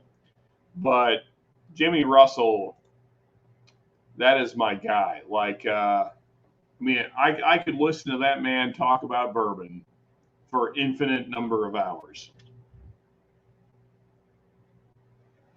Yeah, depending on savings time, UK is either 5 or 6. Okay. Sugar Kitty, again, just a wealth of knowledge. Uh, I'm just the guy that drinks bourbon and talks. In this case, rye, though. So, still pretty sure this is Rittenhouse.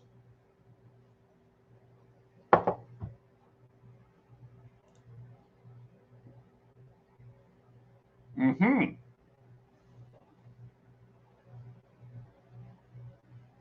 We are on front on time. Due east, lads. Okay, cool.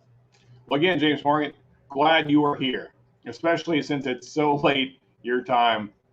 Really, really appreciate you joining us. Ryes are usually a few dollars cheaper here because they are younger. Not always. I mean, it depends on the bourbon you're comparing it to. There are some very young ryes, so yes, potentially.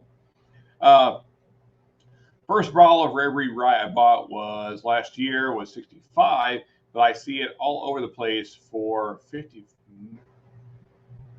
That's disappointing. I mean, literally, the distillery is less than 2 hours from my house, and it's $70 everywhere around here. I don't know how they can ship it to Texas and it be 55. I will never understand that. Yes, Sugar Kitty and Still Out in the Woods. I mean, we have a lot of smart people in the chat. I'm just not one of them. I just I'm good at drinking and saying words. Anyway, what is your channel name? I need some Scotch learning. Yeah, James Morgan, if you do have a channel, feel free to post it, is what I'm trying to say. Sorry, not Weller. Oh, okay. Yes, Willett. Gotcha. Should you drink the higher proofs first or last? Personally, okay, so this is my personal take, AC. I think you should drink your best whiskey like second. So I think it's good to have a warm-up whiskey, just something kind of cheap, not a lot of it, just a sip or two to warm your palate up, and then rinse with water, whatever, and then move to whatever your most expensive pour of the night is going to be. Have that, a good amount of it, enjoy it. And for me, that's usually a high proof and something a little more expensive. And then I move to cheaper stuff as the night goes on, because if you drink quite a bit of a high proof, expensive whiskey, then that is going to kind of burn your palate up for the night. And so then after that, it doesn't matter quite as much to me. But everybody has their own take, so but that's generally how I do it, unless I'm doing something like this. So now we're going to eliminate one more, and that's glass 3, because I don't know, I didn't find it that interesting. I think that's the Knob Creek. Actually, I haven't revealed these two, so let's reveal A and E. So A was Old Overholt. So hey, I got that right. And E, I think. Oh, E was Rittenhouse. Okay, so I was wrong on that one. I thought it was Knob Creek. So we're now down to Knob Creek and High West, I guess. And I know this is High West. It's got to be. Yeah. So let's see here.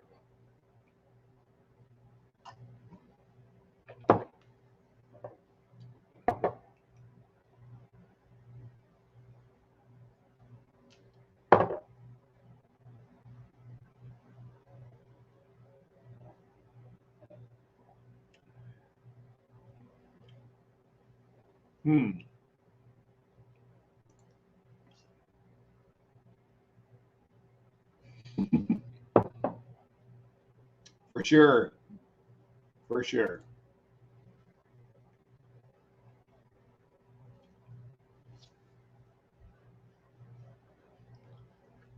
Well, I don't know if I'm an expert, but yeah, that's basically what I said. Yeah. Polo with turkey logo, big polo. Yeah, I don't wear polos that often. Usually a shirt like this if I'm dressing fancy. Just because these things are like they breathe so much. I need to get a real tree, like embroidered Wild Turkey Whiskey Wars shirt. I don't know what that would cost, but yeah, that's what I'm after.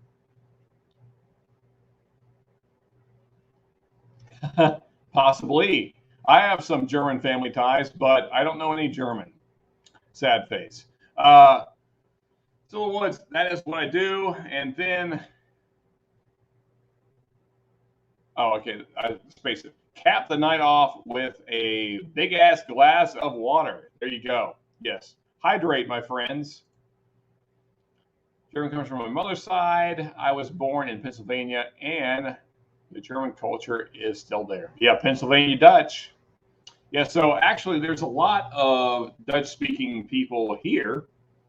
We have a lot of Mennonites in our community. So many, many folks that still speak Dutch. around here. We are referred to as the English. Yep. Like start with low proof, then higher, then move down to lower. Yeah, so that's kind of my method. I mean, if I'm honest, I usually start with like a Wild Turkey 101 or Evan Williams Bottle and Bond, or maybe Old Forester 100 proof, something like that, kind of budgety, and then move to something nice after the palate is awoken, and then back to something a little cheaper. Willie Nelson doesn't drink blends, just saying. I can't imagine he would. Willie Nelson does not seem like a guy that would chase the My Little Pony bottle. I can't see it happening. He is a no-nonsense kind of guy. And I appreciate that about Willie. So, yeah. So, highest proof in the middle. I mean, sort of. I would call it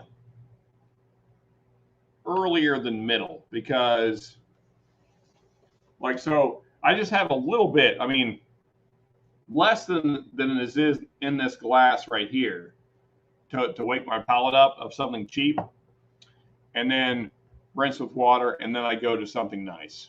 So just like I said, just a sip or two, just to kind of wake up the palate. Just so, because if you start with, like if you start with a barrel proof, to me, the first sip you get nothing. You get nothing on the first sip because your palate just gets destroyed by the proof. So I hate wasting any sips of good whiskey. So I always start with something cheaper, kind of mid-proof. There are a couple of online companies that can do shirts for you so you don't have to do much more than create the graphics. Oh, you know, that's probably something I should look into because we need like a Wild Turkey shirt, although they would probably sue us. And then we need an old Cuban shoe shirt because why not? Yes, always drink water. I'm trying to catch up on the stream here. You guys are going crazy in chat, and I appreciate that, honestly. I'm just having a hard time reading everything. I'd have Jimmy sign it and still drink the hell out of it. Yeah, oh, believe me. It's just that's Jimmy's thing. He knows that a lot of people won't, but I'm totally going to, except for one bottle. I'm going to have him sign a rare breed because that's his thing. And that will be the only unopened bottle I will ever own. But I also want to have him and Eddie sign a Russell's Reserve single barrel, which will be drank. And then if I can find any of the Master's Keeps, I want to sign one of those, but that will also be drank. So that's the plan. I can get rare breed and Russell's anytime, but I need to find a Master's Keep before I make my journey, which has held up the trip. But that's my plan. I have a long bike ride in the morning, not getting too saucy. Hey, no problem, man. Yeah. All right, so what I think is the Knob Creek was very good. Letting my palate rest because I've had so much. Now,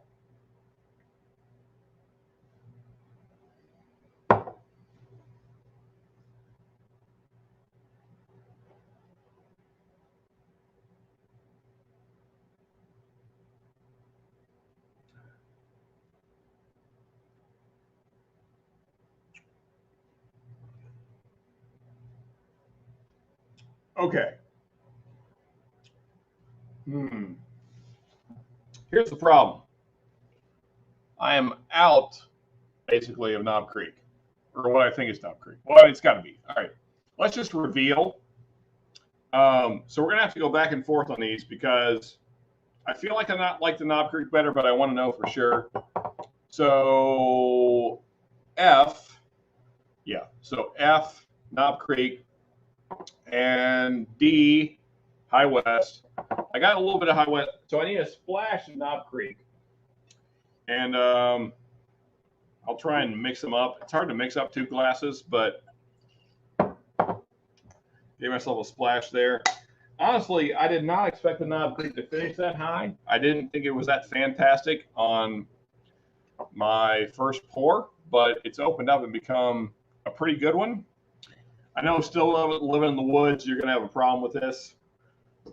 But so our first and second place, which by the way, either way, these two, will be moving on to the finals.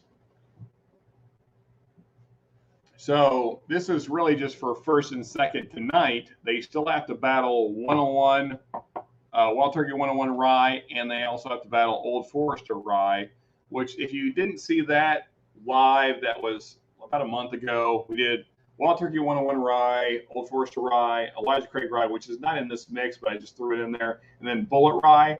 And Bullet and Elijah Craig came in 3rd and 4th, I think. So it looks like it will be Knob Creek, High West Double Rye, Old Forester Rye, and Wild Turkey 101 Rye, which I would say is a good mix. So we have a Jim Beam product, a MGP product, a Brown Forman product, and a Wild Turkey product. So I could be happy. We got 4 different distilleries. Happy about that. All right, so 2 great Scotch channels. Aquavate, never heard of them, but I'll take your word for it, and which is large, or Scotch Down Under, which is a real small. Okay, you see Mr. Morgan and me in those. Okay, very cool. I'll have to check those out, Sugar Kitty. I've never watched either one of those, so that's cool. And I'm always looking to learn more about Scotch. I'm primarily an Isle of Scotch guy, but sometimes I'll do a Highland or a Speyside. So those aren't my favorites, but occasionally. I'm usually more of an Irish or Island guy. Something about the eyes, I guess. Yeah, if you have an I in the front of your name, then I will drink you. After a couple of good whiskeys, the mind can better appreciate the plastic bottle jugs. Yeah, that's it. For sure. Your tongue becomes much less fussy about what you're drinking once it's burnt out by high proof whiskey. That's the key. Is that so? If you want to make yourself a budget drinker, drink something high proof to start, and then everything tastes the same. I do like the Knob Creek Rye. Yeah, I do too. It seems like I didn't realize how much I did like it. I didn't think I liked it this much, even though the review is not out yet, which it is forthcoming. So now I'm going to have to rate it higher than I thought I was going to rate it. I'm surprised it beat Rittenhouse because I thought Rittenhouse and the Double Rye would be first and second, but nonetheless. Knob Creek was my first real bourbon. There you go. Not a bad choice. 101 is a good. The whiskey's working. 101 is a good first and last drink. Exactly. Especially if you get it for $17.50. Still disappointed about that since I live in the state it's made in. To me, Kansas City. That's not what that means. But that's what my brain did. Let's just go with it. You know what? To me, Kansas City Rye is almost a Boo Rye. Very balanced. And so it's like you mix bourbon and rye. Except for that actually meant Knob Creek. Brain, what are you doing? Yes, I would agree, Sugar Kitty. It is kind of a Boo Rye. I like the mix. And I believe, I have to look back in the stream, but I believe that I said about this that it was more of a bourbon tasting and nosing notes. which is still true, but I think it does a really nice job of that, kind of like you said, like a boo rye. But I'm enjoying it. So we have essentially a boo rye, as Sugar Kitty said, and a very rye up against each other. I'm going to just non-look spin these so it's fair, although I'm certain I will be able to immediately pick out the MGP product as soon as I smell it. But nonetheless, I have spun them, no looking. Yeah, I think that's a good method. I mean, so like I said, I just do a sip of something cheap, wake up the palate, and then something really nice, and then back to kind of mid tier, and then if you're having a fourth drink, something cheap again. One of my childhood friends moved to Kentucky. He is a real Knob Creek head. Yeah, I mean, Knob Creek, as far as Jim Beam is concerned, some of the best stuff they're putting out outside of Baker's and Booker's. I am a huge fan of Baker's. Baker's is some good stuff. You guys haven't tried it, especially get the single barrel can vary, but get the non-single barrel Baker's 7-year. I really like that bottle. Wasn't it Merle Haggard that promoted Dickel? Maybe. Merle was a savage. Indeed, he was. I don't know if he promoted Dickel, but he was a savage. That's undeniable. You need to visit my friend and visit the Wild Turkey Distillery. Yes, everyone should. It's the home of bourbon. I mean, I don't think there's anything more bourbon than Wild Turkey. So if you haven't been there, you should go there. And it's a great giant property full of whiskey, which is just it's the thing that you dream of. It's not super fancy. It's not like Maker's Mark or what else is really fancy? Woodford. It's not like those. It's a little more subdued, but it's kind of a no BS, no frills, just this is bourbon kind of distillery. And I love that about it. I just poured my OGD 114. I apologize, folks, if my reading is poor. I'm trying. So let's lay down for bed. Time for me time. Indeed. Does Old Forester Rye still have the banana note? Yes, but it's more subdued. It's a lot more spicy. You're going to get a lot more pepper, cinnamon, those kind of notes. Oh, look, I'm sorry to interrupt. We have another bot, so let's say goodbye to them. Sorry, Holly Miles. Doesn't matter. You're dead now. I mean, any Brown-Forman product is going to have that banana note to a degree. It varies across Brown-Forman products. I would say Old Forester products have it the most. Then next would be Woodford, and then probably Cooper's. I don't know, Woodford and Cooper's are close. And then like the Jack line is probably last. But nonetheless, I like the banana note though, because to me it's like a charred caramelized banana, which I like. I hate to say it, but I miss the 86 Old Forester. 100 was great, but something about I mean, it's more subdued for sure. I like the punch of the 100 proof.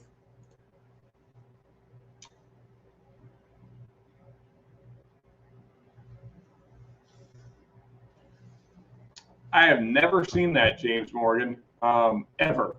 And I do a lot of whiskey hunting, so I will have to keep my eye out for that because so currently Ardbeg is my go-to Iowa. The Uigedail or the 10-year or the Peat Monster.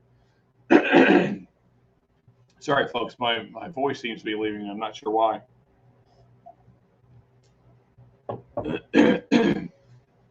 Nonetheless, though, I love a heavily peated Scotch, so I will have to look out for that. Thank you for the recommendation. Yes, thank you, sure. I think I have destroyed them. The bot is dead. Oh yeah, OF85 always available. I've never seen it not be there. Oh, okay, so James Morgan knows this Holly. That's good to know. Bot alert! Bot in the building. You know what? I need to drink some whiskey. That's the problem. That's the problem with my throat. All right, so hang on. Let's go this way this time. So knob. Well, actually, I turned them around. I don't know what this is now. We'll know in a second. No, it's definitely not good.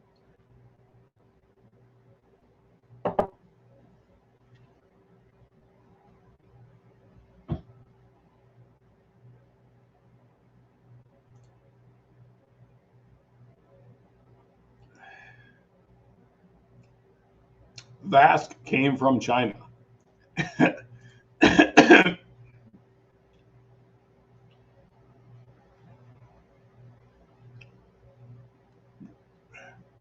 Yeah. So other Sean around here, 114 can be, excuse me, can be rare around here as well, especially under the $30 price point. Yeah, it can be hard to find. And then, of course, AZ has to brag. I can find it all day long. Left my bottle of it at my cabin, only 30-mile drive. Yeah, you know what, AZ? We don't need to hear about your $20 114s that are everywhere. Exactly. Lucky. Napoleon Dynamite voice there. Baker's is definitely a sleeper, particularly if you like OGD. Yeah. The Baker's 7-year, I love that bottle. Love it so much. I mean, it's half the price of a Booker's, and I don't think enough people are drinking it. That is a great bottle of whiskey. And it doesn't have nearly the heat of a Booker's if you're trying to, you know, ramp up the proof that you're drinking. If you're still drinking kind of lower proofs and you don't want to go crazy. I mean, Booker's is hot. I mean, Booker's is one of the hottest whiskeys you're going to drink because it's Jim Beam, which already drinks hot, and then it's also like 130-ish proof. So if you're trying to get into it like a Booker's, but you're not quite to that level yet, like the Baker's 107 7-year, that is a killer bottle. Booker's, Baker's, and Candlestick Maker. Yeah, for sure. What about that Jim Beam single barrel? So as I said in my Jim Beam rye review, I mean, it just, anything that says Jim Beam on it, I just find it to be, I don't know, it's just boring, lackluster, unappealing, uninspiring. You know, find an adjective to attach to it. I don't know. Like for the price point, it doesn't really matter what you're talking about. There's a single barrel.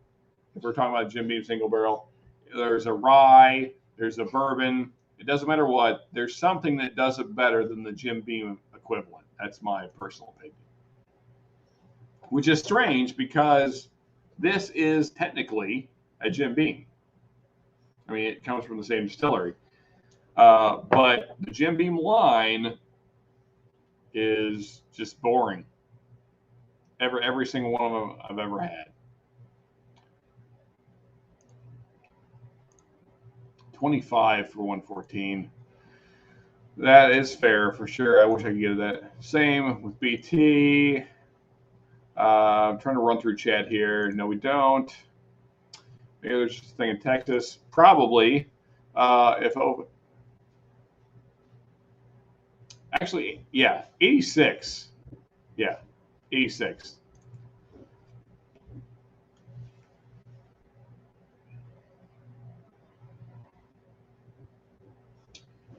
Okay. Well, that is good to know. So you're in New Jersey. I wonder what the distribution here is like here in Kentucky. Um, that I don't recall seeing that name, but maybe I'm sorry, folks. The tongue is almost gave up. I mean, we are drinking 6 ryes, so anyway, uh, yeah, I don't recall seeing that, but I love Iowa's, so I will have to look out for it. Sorry about A6 for F typo. Heb is the only grocery store to go to in Texas. Okay, true, mate, and you get U.S. only releases. Oh, well, that is good to know. So James Morgan, are there any? Well, you wouldn't know because they're U.S. only. Um, are there any U.S. only releases that you've heard about being good? I guess is the way I should word that. Yeah, we don't have that. We have Kroger, and it's okay. I miss Publix from Florida, honestly. Publix is awesome. Correct. The proof is a bit higher. Okay. Haven't seen Heb in Dallas area. There's I don't know, Whitmeyer's blended in Houston, which is pretty good, under 40. Okay, cool. We should all go out and local liquor stores tomorrow and ask for Old Cuban Chew release. Hello, we need to create demand. That's right. We'll have Old Cuban Chew through the roof before it even releases. Yeah, see, that's what I'm seeing. Sure, Kitty. It's usually 30-32, which sucks because I live in the state it's made in. I thought that would benefit me when I moved here, but not really. Yeah, yeah, I can see that. Yeah, when it's under 15 outside, I would think drinking glaciers would be the best order of the day. You could just drink a glacier. That seems like what you should do. Just Googled it. Haven't ever seen them though. Yep. We have Kroger. Safe. I think that was supposed to be Safeway, right? I can't imagine Safe Watt being a thing. And Albertson's here. Oh, Albertson's still there. That's interesting.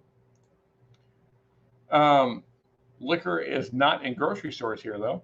Yeah, I hear that because that's like the one weird thing that Texas has. Like, Texas is cool with like swords, machetes, any kind of gun on your person, but no grocery stores selling liquor. That's the line.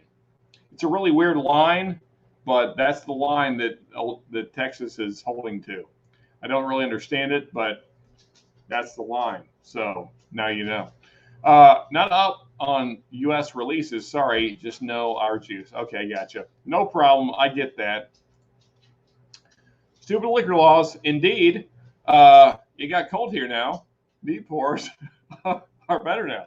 I'm sure. Yeah, because it's not a million degrees outside. Whiskey Wars, if you can find it, I still don't know how to say that name, so I'm just going to fumble my way through it. Kilchoman, I guess. That's probably wrong. I apologize. And I have no idea what that second. McCurran, maybe. Kilchuman, McCurran. I'm probably screwing that all up. Bay is one to find. Okay. That's all bourbon cask, not their other bottle. That's mostly sherry. It's like a real pure. Okay, cool. Yeah, that sounds excellent. Yeah, I don't care for sherry cask that much. So thank you for the recommend, Sugar Kitty. I go to Specs for hard alcohol. There you go. Yes. I keep hearing that. No Specs here, but I hear it's a great place to be. But no dry counties in Houston. Yes. Yeah, that's a thing that Texas and Kentucky have in common. We still have dry counties, which is a crazy thing to have in 2021. Almost 2022 now. Does Texas have drive-through liquor? I don't know, but Kentucky does. Oh my God, just inhaled some OG.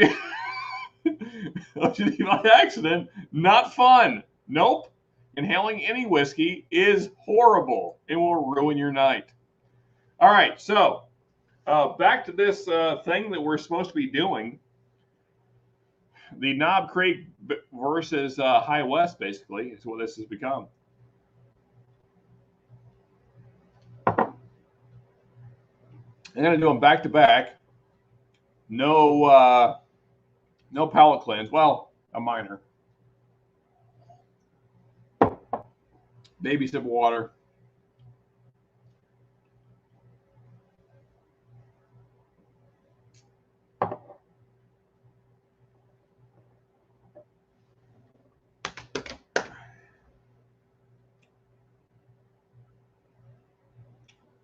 Yep. So still in the woods, you're going to be disappointed. I know. You said it early on. Honestly, I did not think it would go this way. But I prefer the Knob Creek over the High West just slightly. It was close. It's just the High West has a little bit too much licorice note for me. So if you guys are into that licorice, anise kind of note more, this is not by any means a bad rye. Very good, especially if you like that. But I'm going with the Knob Creek. It's a much more kind of standard bourbon profile, for being honest. As Sugar Kitty said, it's more of like a boo rye. It definitely drinks that way. It's probably the most bourbon note forward of all of them. I would say Rittenhouse was a very strong third. So if you guys have not tried Rittenhouse, again, strongly suggested. I'm going to sip on that the rest of the night, I think. Even though I probably shouldn't sip on anything because my tongue has stopped working about a half hour ago. But, let's just keep this thing going. It's still early. It's not even midnight yet. So 52 right now, down to 35. Hey, you're running about the same temperatures as us here in Kentucky. So that's amazing, AZ. Yeah, so you're not in hell anymore. So, hey, welcome to the normal world. AZ, we get drive-through daiquiris, Louisiana style. Well, but not in all of Texas, you don't. Not in all of Texas. And the same is true here in Kentucky. Kill home in Mac ear. Oh, I see what you're doing. I appreciate that, Sugar Kitty. You're constantly keeping me on the ball, even though my brain just refuses to work. So, Kill Home and Mac ear. Gotcha. Thank you for spelling it out for me. My dumb brain was not doing it for me. So, appreciate it. Thumbs up on Kill Home and Mac Bay. Nope, still said it. So if you guys watch Bourbon Junkies, I am the Dan from Bourbon Junkies, just so you know. I'm just the dumb idiot that drinks whiskey and says words.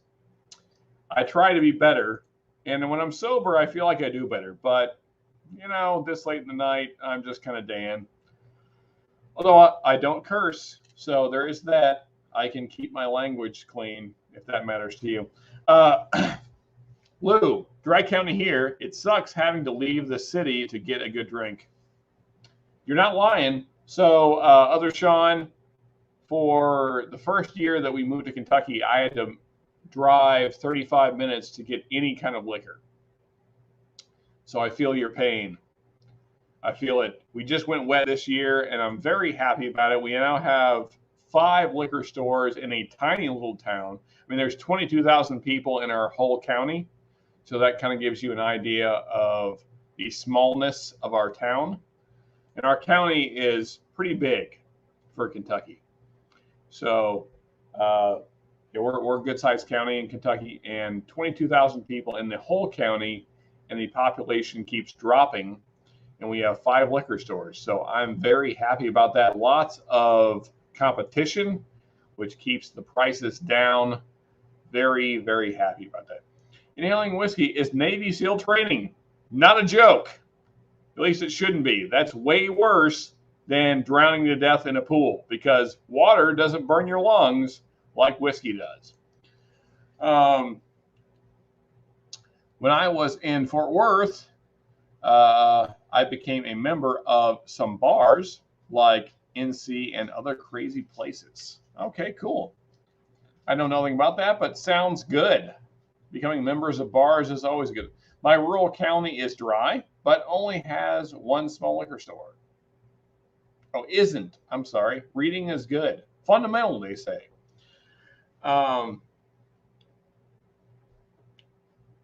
So curious, still live in the woods, what is the population of your small county? I wonder if you have me beat, because we have a very small county, but still 5 liquor stores, because Kentucky. Salt Lake was hilarious. I drank 1 million beers and never caught a buzz. All right. Let's see here. One of the only advantages of being near a city is having specs in multiple locations. Yeah, I like in some ways I wish that I lived near or kind of close to Lexington because there's so many liquor barns and Total Wines there. But I don't like the traffic, so whatever. Scotch and Irish are drunks. They just make up words.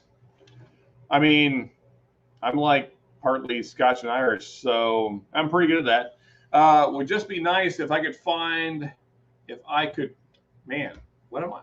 That you didn't even type that. Okay. Would just be nice if I could go to Kroger across the street and get whiskey. For sure. It is very nice. Although not across the street from me at all. It's 30 minutes away, 35. But it is nice. I drive to the closest small city every Friday to grocery shop and hit the liquor stores, Specs, and Longhorn usually. Man, there is a store called Longhorn. Here, that's a steakhouse. But I gotta say, if there was a liquor store named Longhorn, I would definitely buy liquor there. For sure. Specs sounds cool. When I was a kid, we had a grocery store called Smitty's, which sold everything, including guns and great pizza. You know, that is, I mean, I realize you're not in Texas, AZ, but that is like the most Texas store I've ever heard of. So, groceries, liquor, guns, and pizza. That, like, nothing says Texas more than that store. Yeah, that's awesome. 21,500 in my county. Okay, so you got us beat just barely. We're at 22,000, although it's shrinking, so we might be down to 21.5. So very close, very close. Small by Texas standards, for sure. And I mean, we're small by Kentucky standards. And Kentucky has a lot of small counties, but we're still a small county. That's the Gaelic influence. Funny enough, as you probably know, James Morgan, I spell my name the Gaelic way, S-E-A-N. That is the Gaelic origin, which is the Gaelic version of John, for those that don't know. I am German and Scots-Irish as well, Sean. There you go. So we all have a little bit of Gaelic influence going on here. Texas is the best country in America. I don't know. If I didn't live in Kentucky and know what I know about Kentucky, I might be able to agree. But since I know what I know about Kentucky, I can't agree. So here's the thing, is that everybody thinks that Texas is the most free state. I don't know that that's true. For one, I think it's pretty well common knowledge now that you guys have one of the biggest immigrant problems in the country. Well, saying immigrant problem makes it, wherever you stand on that is fine. I'm not trying to get political here. Whatever. There's lots of immigrants coming into Texas. That's the bottom line.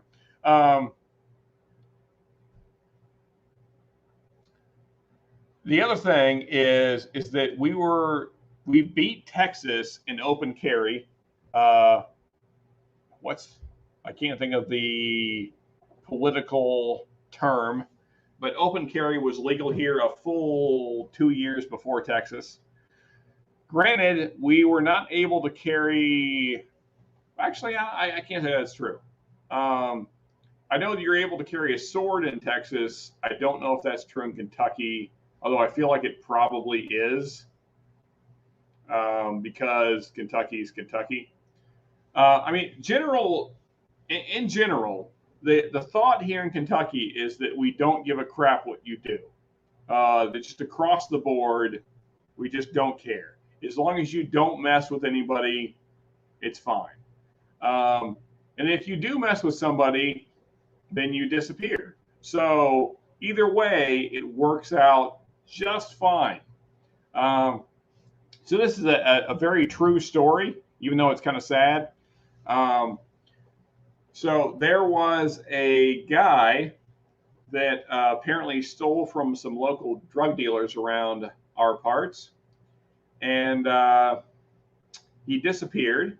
He was missing for 3 months, and eventually some wildlife officers found him tied to a tree. What was left of him was tied to a tree way deep in the woods 3 months later. So needless to say, he did not make it.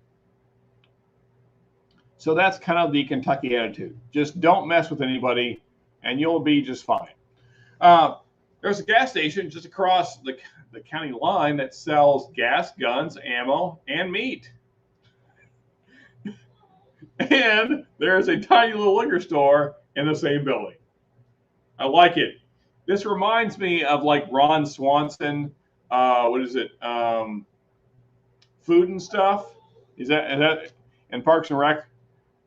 Food and Stuff. Yeah. So that'd be a great name for that building. Food and Stuff. My mom's side is Pennsylvania German, father's Scots Irish. Very cool. Yeah, so that's about what I am as well, Sugar Kitty. I am Swede, Irish, Scottish, and German with a little bit of Cherokee Indian. We have Kentucky. We have to have Kentucky because Texas whiskey sucks.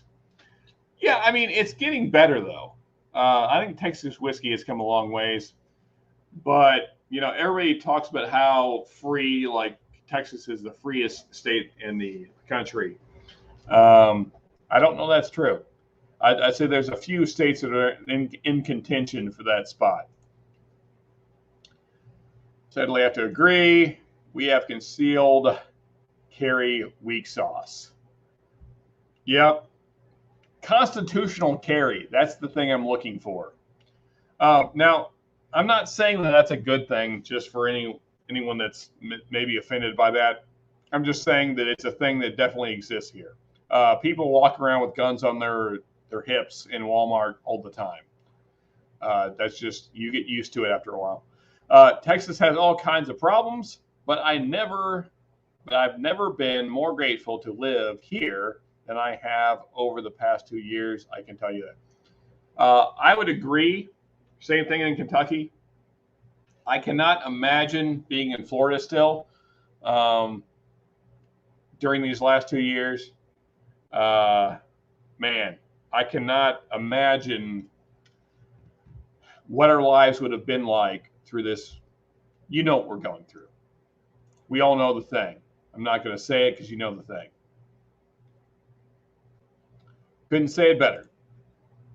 Frontier justice, for sure.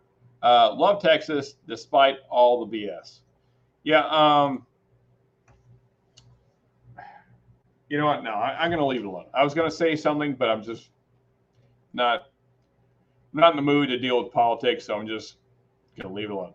I was lucky to sample the Garrison Brothers Uh, Balmori. It reminded me of the white corn mash bill of Kentucky. Yeah, I mean, Garrison Brothers are doing a lot of good stuff. It's just their products are really expensive.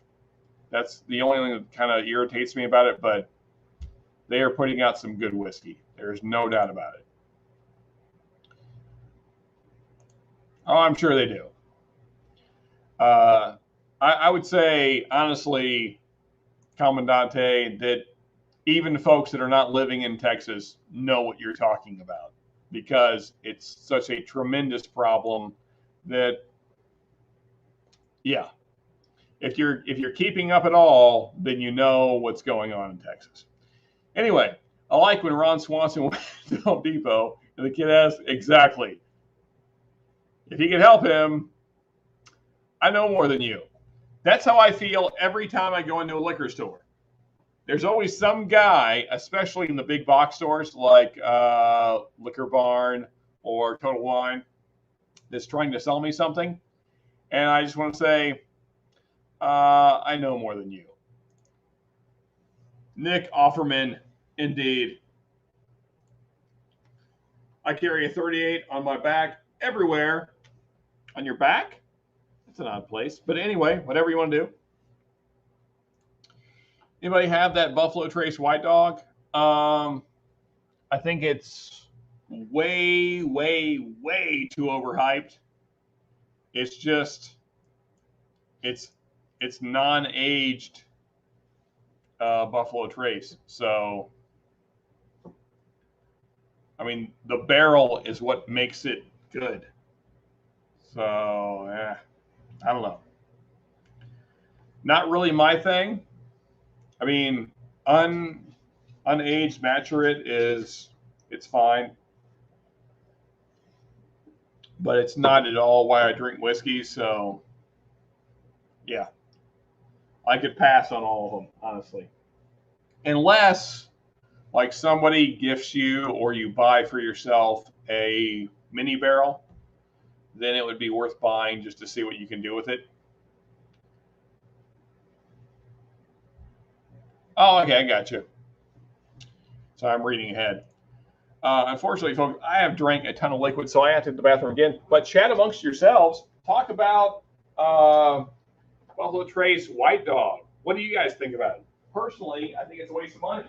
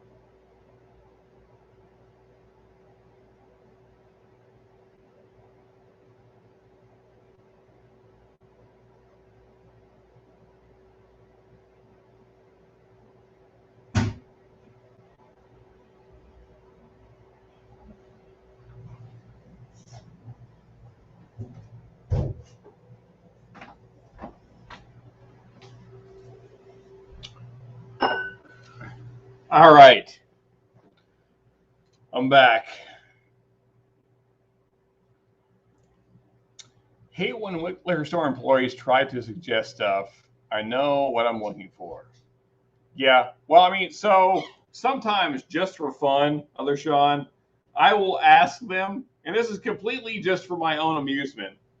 I will ask them what they recommend.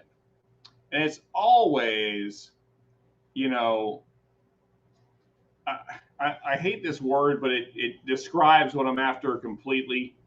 It's always just a complete tater bottle. You know, they'll say, oh, yeah, you should try Buffalo Trace. or I hear E.H. Taylor's really good, or if you're at Eagle Rare, it's going to be something from the Buffalo Trace line for sure. If it's not from Buffalo Trace and they've explored a little bit at all, then it's, oh, you ever had a Wild Turkey 101? Or have you ever tried 1792 small batch? So these are the kind of people that are working at our liquor stores. They don't know hardly anything about liquor, which is sad because they live in a place that has all of the liquor you could ever buy, and they don't know anything about what they're selling. Which is disappointing. I realize that they're not necessarily getting paid enough to research, but it's still disappointing. I don't know.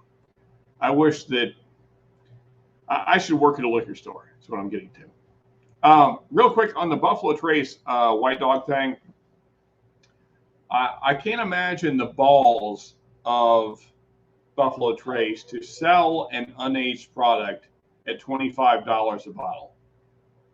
You have not paid taxes on this a single year, and you're selling it for $5 less than your bottle that's been aged somewhere between 6 to 8 years. And if you want to talk about a gimmick, that is the gimmick bottle. Lagavulin Guinness cask was an interesting bit of marketing. So I would love to hear your take on that, James Morgan. So what did you think about it? Did you like it? Did you think it was a waste of money? How does it compare to other Lagavulins?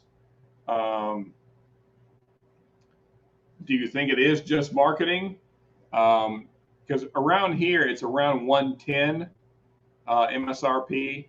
So is it worth that price? Would you buy it for that? I'd love to hear your take on it. I have not bought it yet. I keep eyeing it, though, because, for one, I love the Ron Swanson character.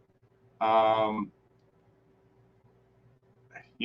know that's not necessarily him. That's, of course, it's the actual person, but and I like Lagavulin. So I'm curious what the verdict is, because I keep seeing it in my local stores, and I'm like, I don't know, because it always seems like marketing and not. I'm always wary of celebrity endorsements. Girl Total Wines thought I was a heathen for buying Evan Williams' bib. Asked her if she even had ever tasted. My guess is no. Let's see. What'd she say? Of course she had not. That's right. Because she doesn't know crap about whiskey, which is what I find all the time, disappointingly. I still think Texas has the best country. I still think Texas is the best country in America. But we got a couple of good dudes in specs. The know their whiskey. I think that's that know their whiskey and advice accordingly. Yeah. I don't know. I'm telling you, you Texans, I think Kentucky could give you a run for your money for best country in America. Never tried it, but have other new makes, and they can be awful if you're not used to them. Gotcha. Yeah. I would imagine it takes a little time to get everything dialed in. I like the idea because I love Guinness and I really enjoy Lagavulin. So it seems like they should pair, but not necessarily. So, yeah, I'm curious.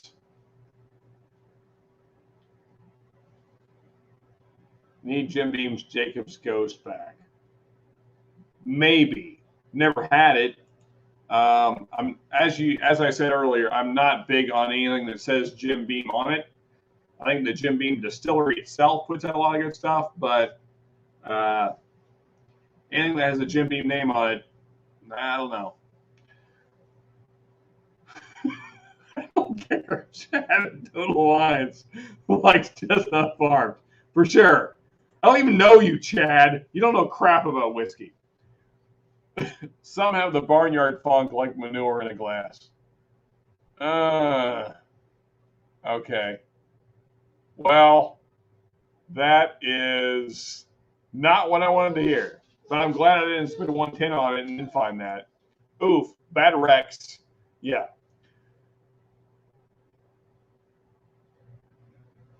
Oh, okay. So,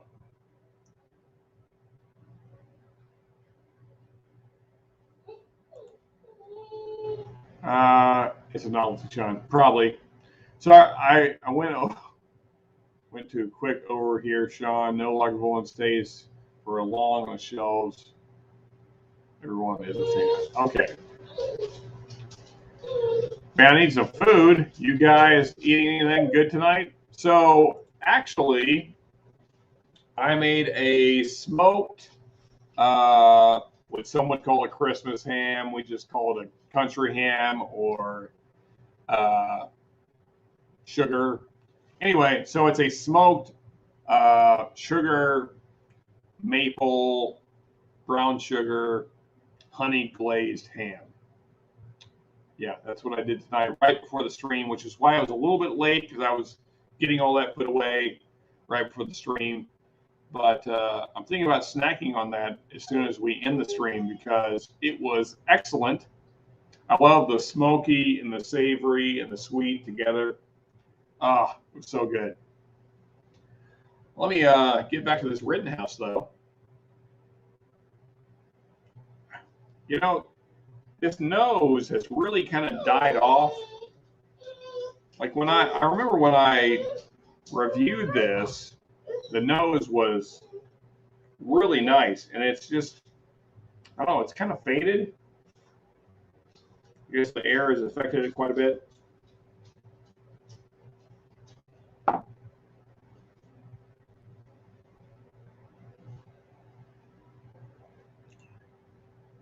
Now, James Morgan,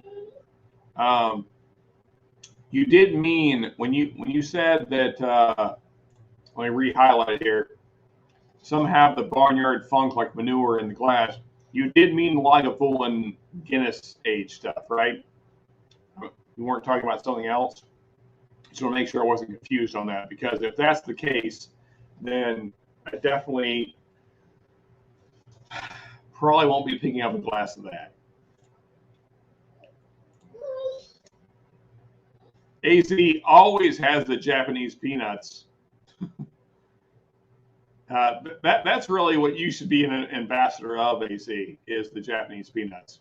He's always promoting them. I still have yet to even try them, but AZ's always promoting Japanese peanuts. Good freaking ham. Yes, that is exactly what we have. We have some good freaking ham. Tomorrow I'm making collard greens with it, and probably pinto beans, maybe lentils as well, and cornbread, and what else? Maybe a little cornbread stuffing just to throw on the side, and got to have a potato. Haven't decided what style I'm going to go with, but that's probably what tomorrow will be.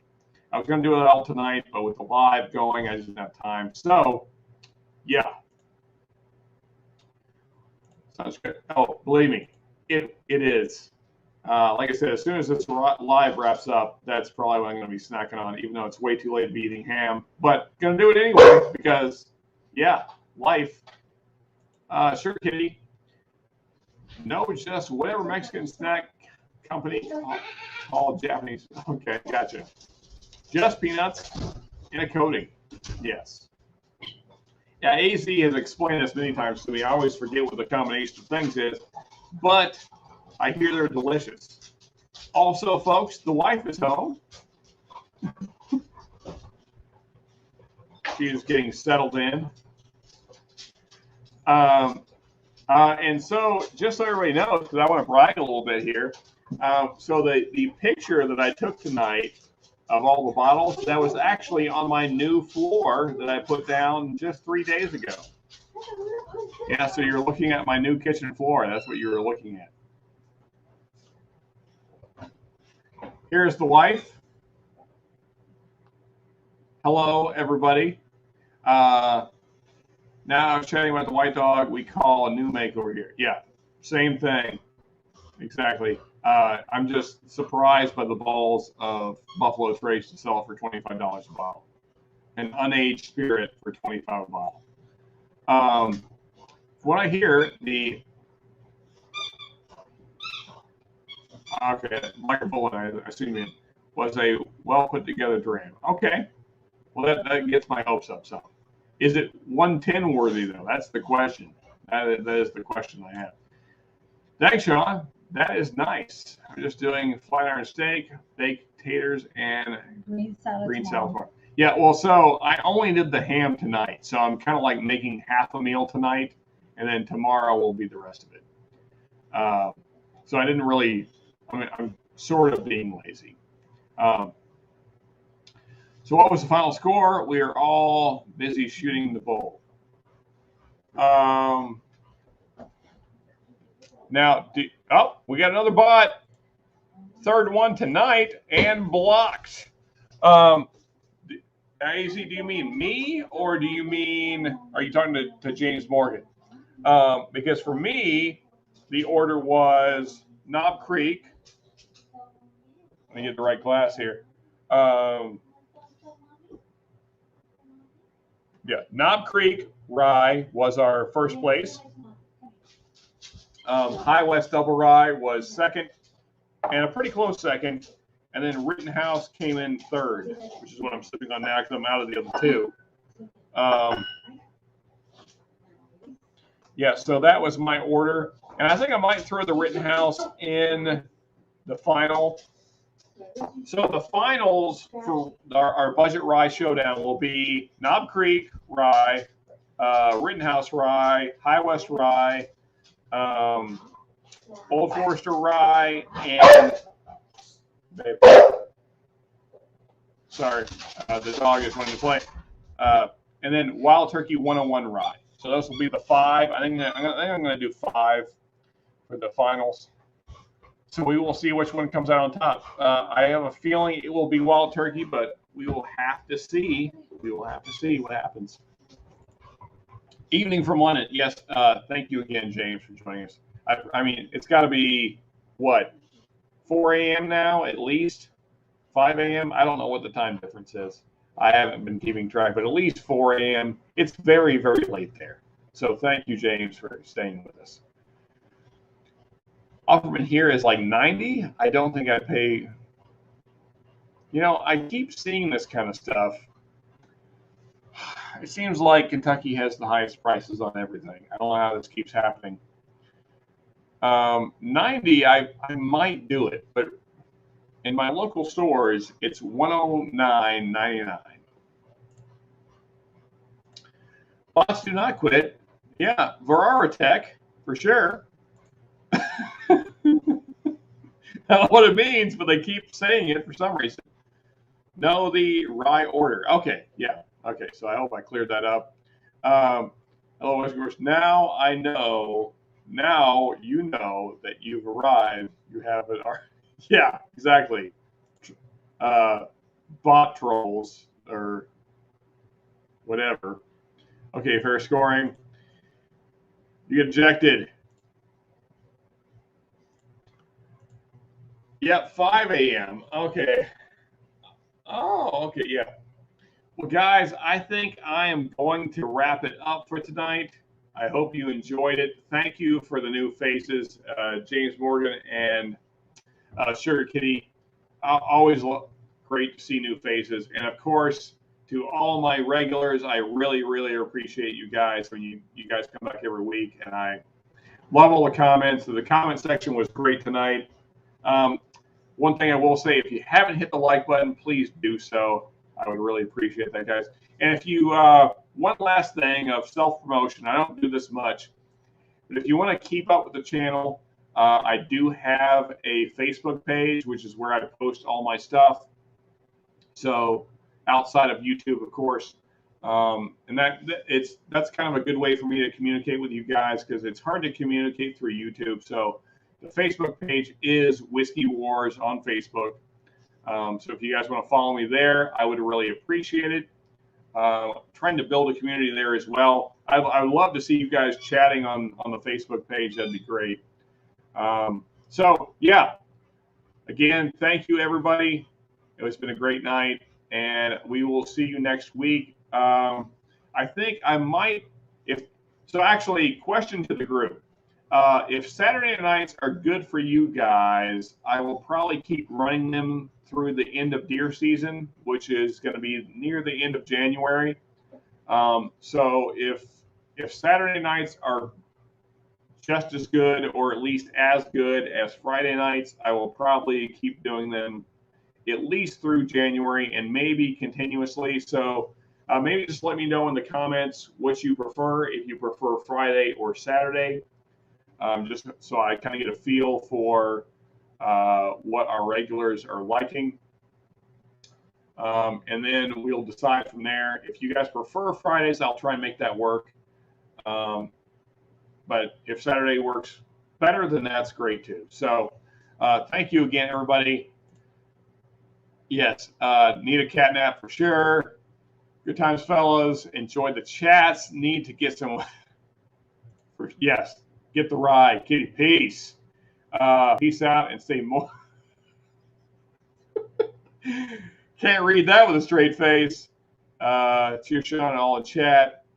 You should get on Whiskey Encore in an hour and plug your show.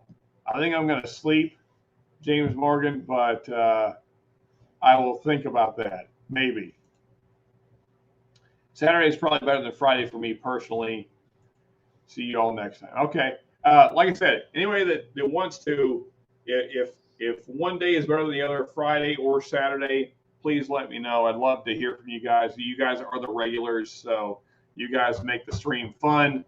So let me know which day before you leave, if you can, which day, Friday or Saturday, which works better for you. Love to hear it. And also, if you could join us on Facebook, if that's a thing you're willing to do, it makes it easier for me to communicate with you guys. So appreciate it. I will watch the chat as I close out here. Everybody have a good night.